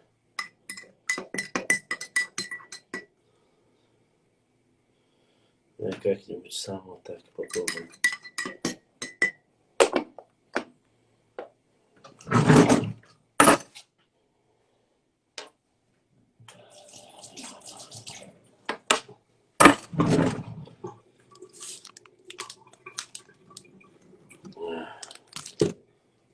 Какой-то чай забористый получился.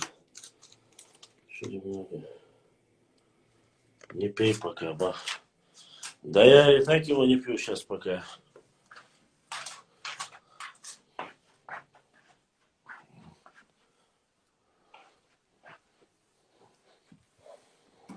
Так, полей соду поможет.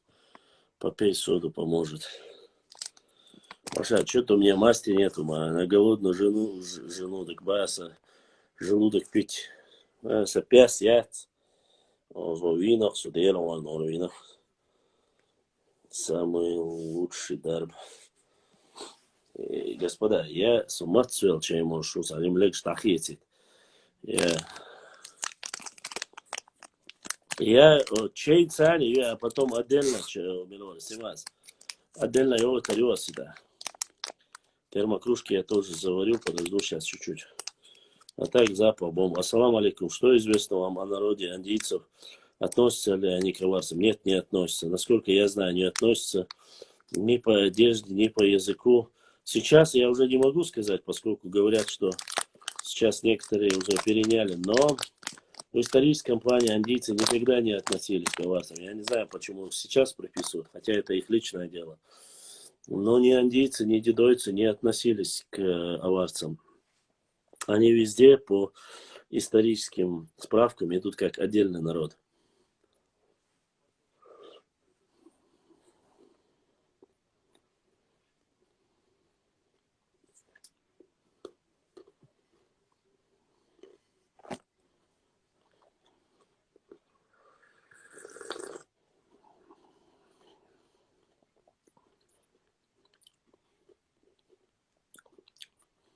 Дейр вац. Ямс. Скажем, мецу.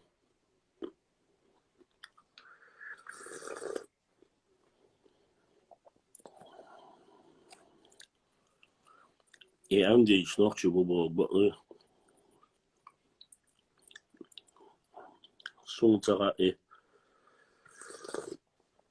Анди тайпан бешбу ночью шупер.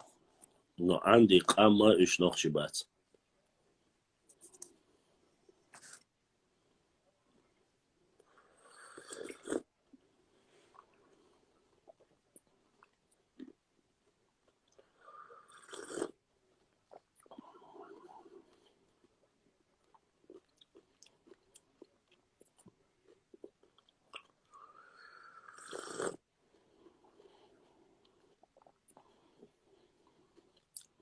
Собака Хасан Мавац. Собашламу.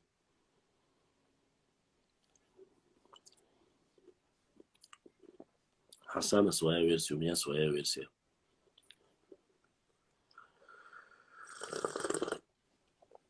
Может быть, они относились когда-то к нашей группе, имеется в виду непосредственно нахчийской группе, как и бацбийцы. А сейчас я не скажу.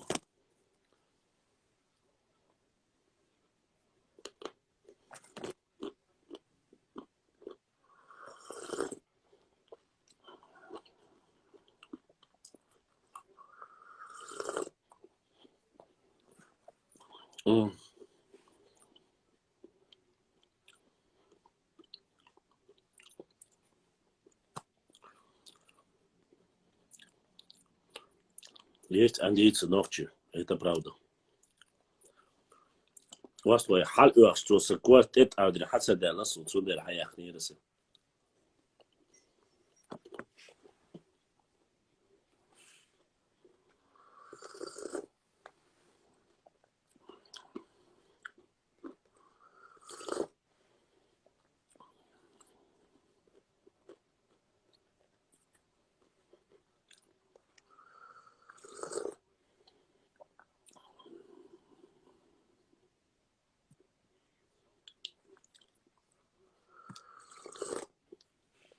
С детьми эту тему я, конечно же, слышал, видел. Честно сказать, немножко непонятная тема для меня. Потому что в прошлый раз, когда была та же самая тема по поводу того, что подрались, мне объяснили, что это не так, что это недостоверно. На этот раз я то, что слышал, версию, я думаю, слышали вы тоже. Вот. Она заключается просто. Они вроде бы уже заранее хотели, провоцировали Бахцара. Я не знаю, насколько это достоверно. Дудахцасу. То, что я слышал, то, что со мной связались. Амма, как говорится, раздавалки, там дети были в основном, поехали. 7 лет, 8 лет, и потом начали обзываться, нецензурно говорят, и буквально за какие-то считанные минуты набралась, короче, КГБ, Швейцарах, Леттабу, Саундардуш. Я так и не догнал, что там произошло, как там произошло. Иди цербе. Опровержения я тоже не увидел. Единственное одно видео, которое гуляло, это было. Ну и на официальных интернет-ресурсах, как говорится, я этого не заметил. Я так и не понял. Может быть, замяли, может быть, что, но бейшал, летта аларби, нохчерк шбош, юм шистан бардак шло.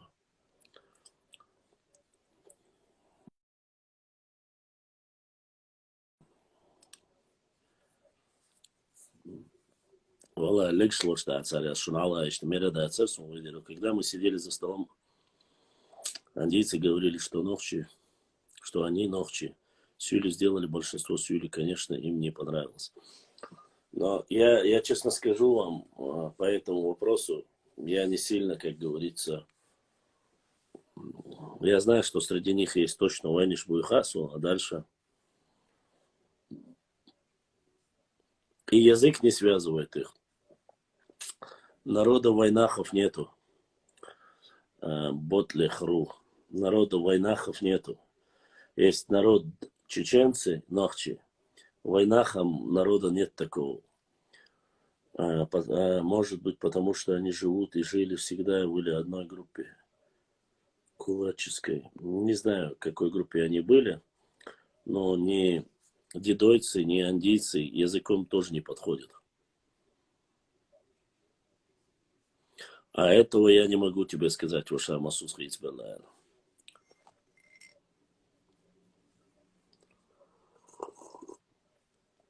Абрамус 07, не согласен с тобой, это ногчи был. Это неверно, это трактование. Да, смешанные браки есть, но все со всеми инбу бошвиги, это сказки про белого бычка. Не все со всеми смешанные. Это неправда. Есть целые поколения, которые ни с кем не шундук. Такая ситуация. Да, андийцы, дедойцы, они близки к нам, и они относятся к нахчийской, как говорится, ветке. Но утверждать, что все андийцы это наши азуаруацы.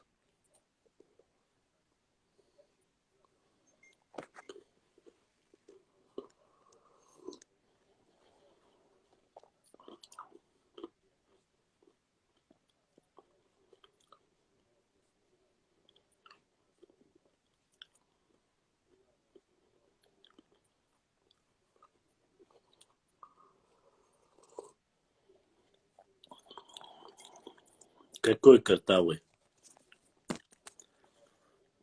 Кто думает, что он такой умный, что решил меня троллить?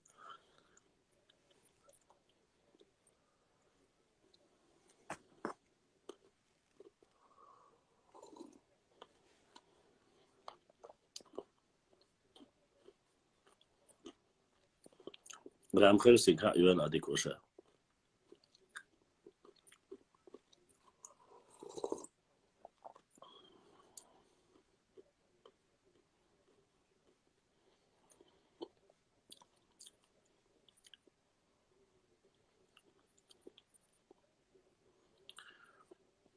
Башла война луар камни тарих тал юлдиез ацахиетон. Ауса докза.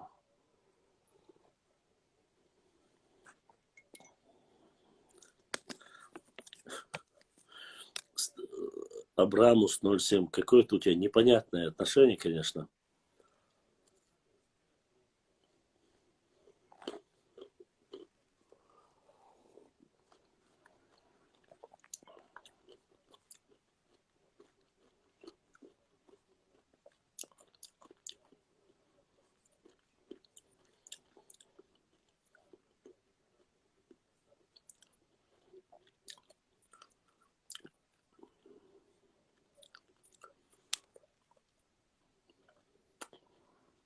Юниус Панов.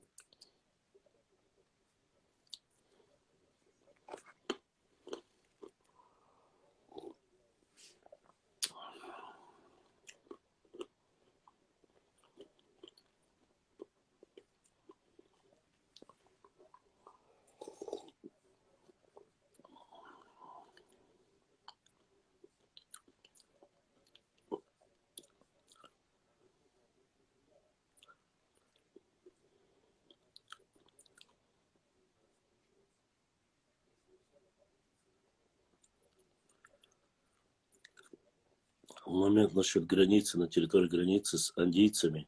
Магомед Даудов сказал, что его мама сделала ему аманат. Сделал аманат, что вопрос с андийцами решили, как андийцы хотят, скажут. Никогда не слышал такого. И никогда не поверю, что Даудов Мухаммад когда-либо вообще ущерб своему народу, что решит вопрос. Я не верю в это дело.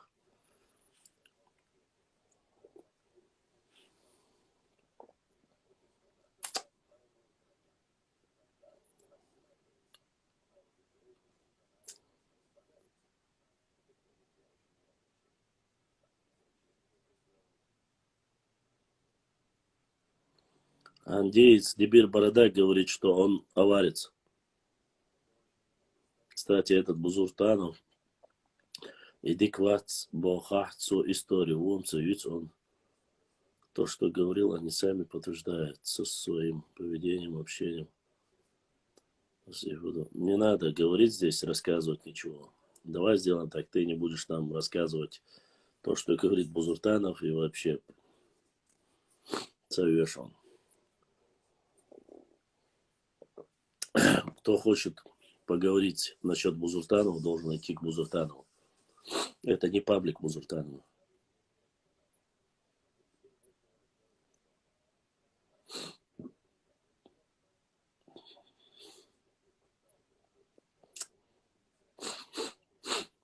А я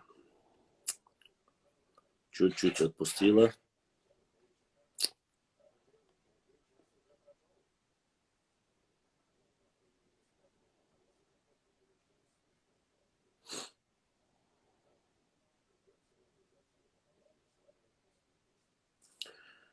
Стоп. Да немало у нас, которые говорят, что они аварцы. Ислам андийский.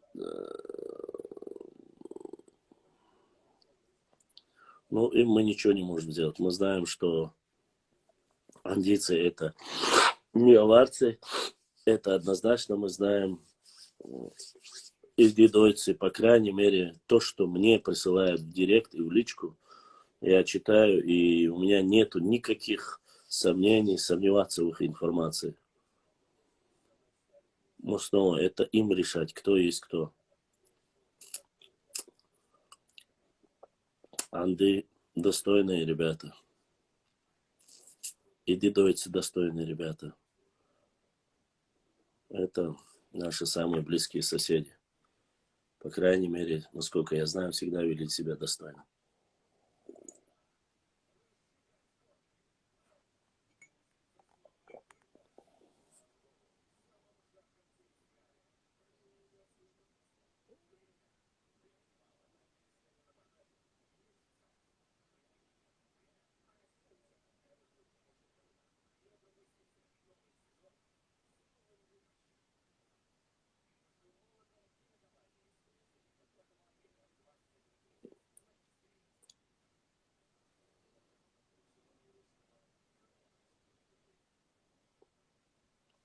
Я не говорю, что он не индеец, он сам говорил.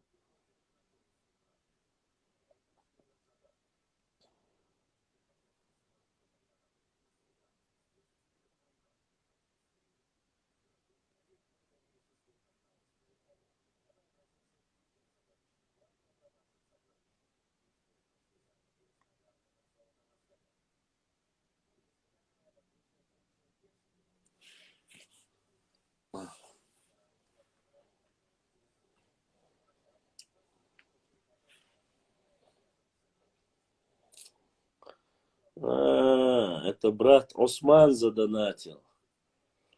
Осман, брат, задонатил. Осман, да, оставил, донат, да, духуа, хуэл.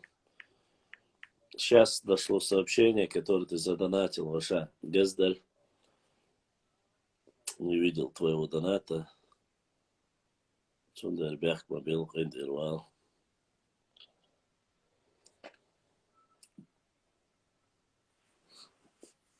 Башлам, ответь нам между андейцами и аварцами. Что, на какой вопрос?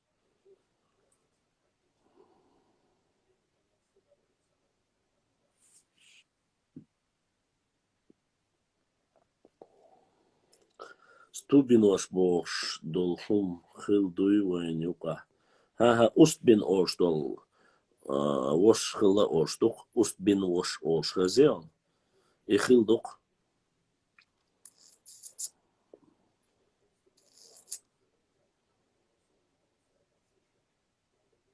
Приходишь, да, что реально ба устбин ош шумдук. Есть такая тема.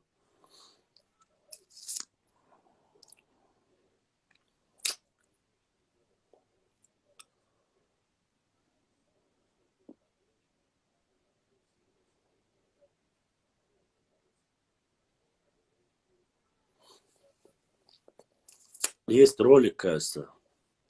Зайди, подпишись на канал Бао ТВ, кажется, называется, или канал Бао называется в Ютубе. Там про него есть целый ролик, посмотри.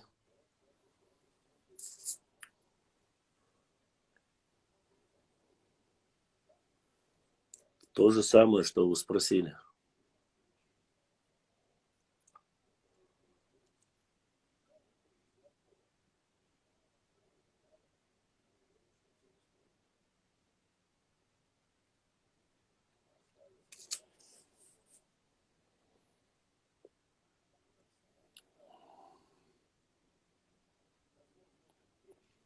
Вкратце там нечего рассказать, там все рассказано. Вкратце, не вкратце умодаться. Когда там принимали в общество, надо было что сделать. Посмотрите, там есть все.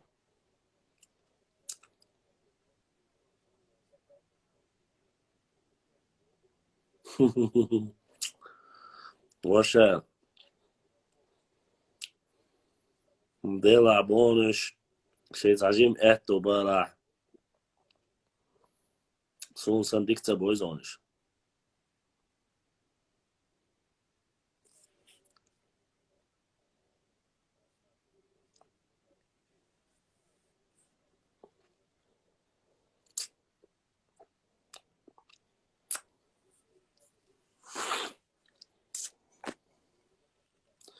Им идер вай твой мацду башлам. Вай твои ويا دا واتواي دوردو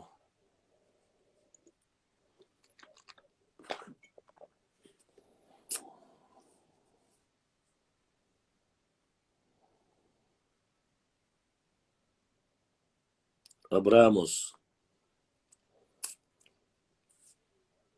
Забарди. С прямой эфире حقائق نوع شوالا.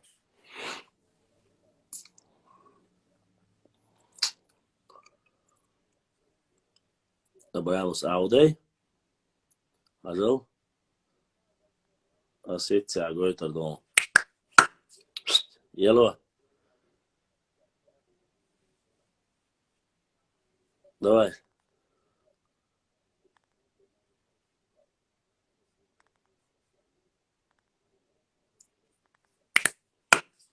Домой.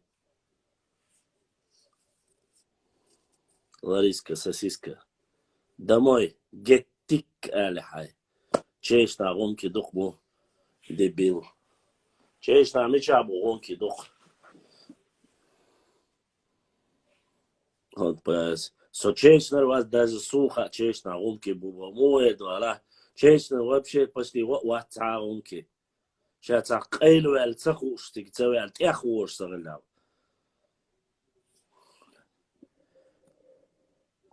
ياش ما خير سراز وخير سو اتول пока вариант яц соён вариант домой.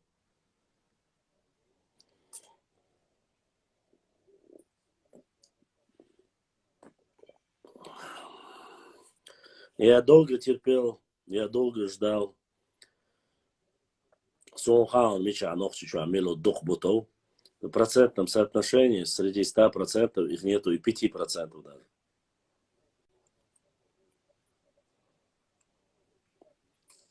Знаете что?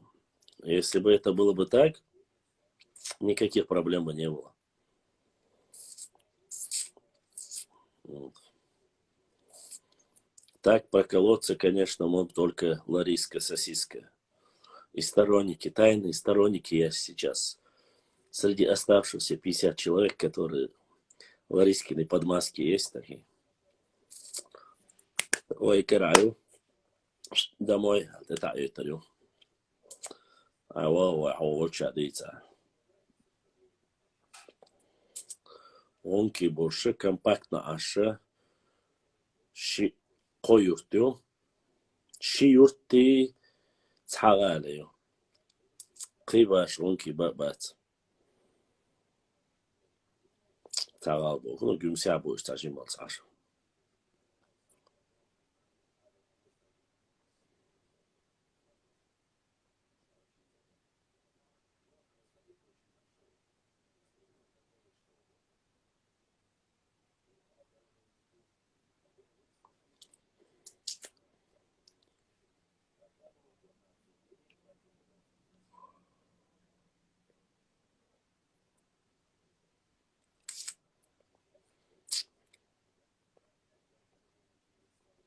Сектор он видел, конечно. Нахчи шиюртью и чуть-чуть они гümsya bu istajim aş. Дарбан хи брыгуны, винограды, что аваш, пуха, дух бацуш. Üşşe bu da diye terkel diye şılkız kırıyor ne ha taşı koy taşı yurt koyurt ne geç bu.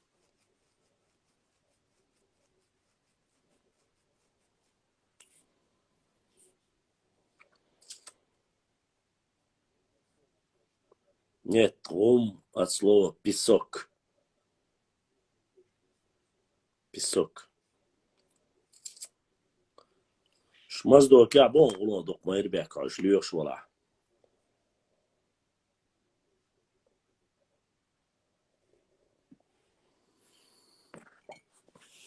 Вас док бут сабах, ас бу бах штига.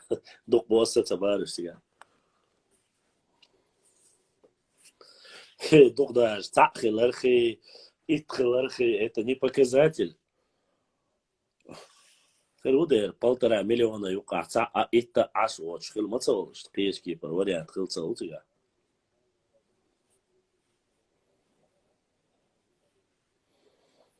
Хырбац 50 тысяч. Низ баг, 50 тысяч хырбацуш. Кумыки. Народ кумыки.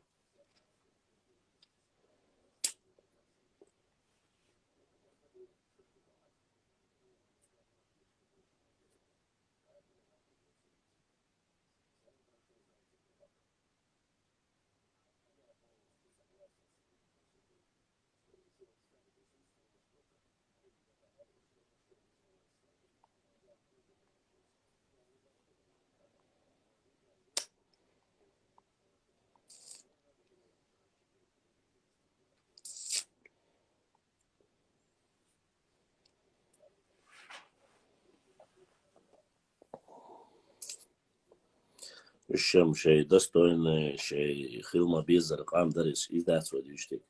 Каждый должен оставаться. Гуму это поппар хцо. Цолде поппар. О гум писоках о. Поппара это глина.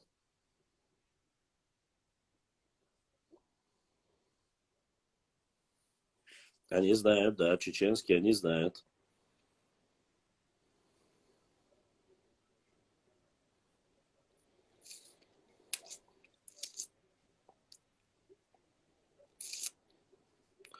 Но люди, которые проживают, где пески, цунах, вот что ломкиваются.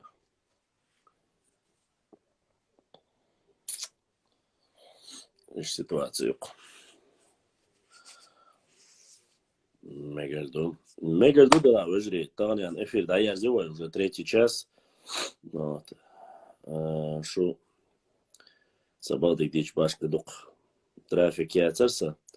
Так, Таня, терял ёхкум яца. Кезик ёл хума ошах, тюаха, вайна каня, нютарёй трафик кана, эфир хили шуй. Ошк летер дуй, масса шуна. ДРС хил. Если у кого есть вопросы, пишите в директ, обязательно отвечу. Если знаю, не забывайте подписываться, не забывайте ставить лайки. Обязательно ставьте лайки, подписывайтесь, оставляйте комментарии, зовите побольше к нам подписчиков. Вот. И мы сегодня, думаю, посидели. Зашел я в 10, ухожу 3-й час. 3-4 часа посидели. Думаю, достаточно. Кана, продолжим, поговорим на интересные темы. Шумасан ДРС хилсюля, халки италец, анаука италхилля, хаб индия дол. Бюстал дегалюэл, далайто больше.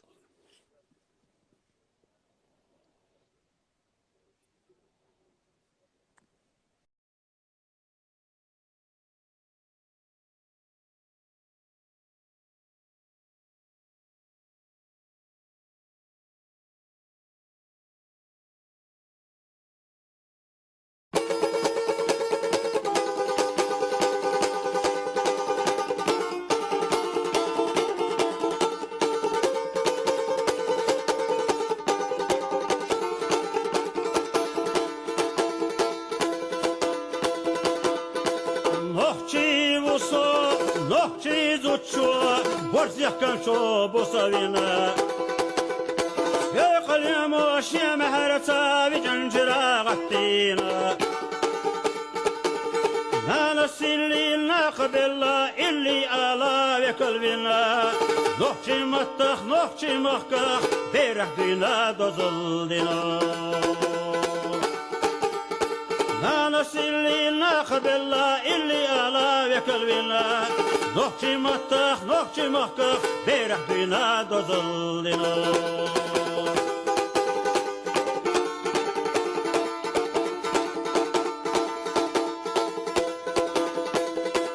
نحكي وصولر من طلنا تمكر لحيلة جنا وبقي ترنا تلنا خيرش صيدي محكاسي لدينا فيحيش أنا مرزي خاتش ديقا يوخو تقوئينا واستخ تلنا بيقن بوسوش سعدو لن زديدنا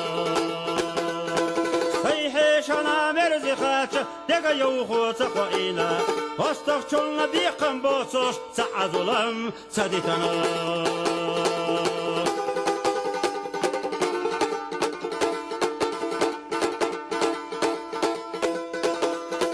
نخشي وصوع ما شرقي سوش دايمخ كساتو بدنا سلنا يا مرت وصل غتر قسخيتش سيخر بنا سيدي دا قسكر دوسوش تديسيتا يوق يخكنا عازف حقو لا يخلقشل للتفلار يزخلا سيدي دا قسكر دوسوش تديسيتا يوق يخكنا عازف حقو لا يخلقشل للتفلار يزخلا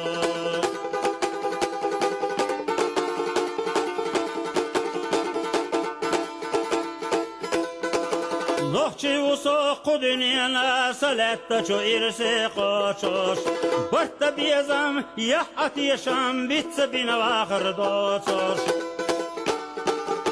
نخشي وسوق تلنا قوما ونخشن سقام ويوسوش محكخ فلا خلق خدا ديق الخلا أمل دوسوش نخشي وصوت تلنا قوما ولخشن سقام ويوتوش محكخ فلا خلق خدا ديق الخلا أمل دوسوش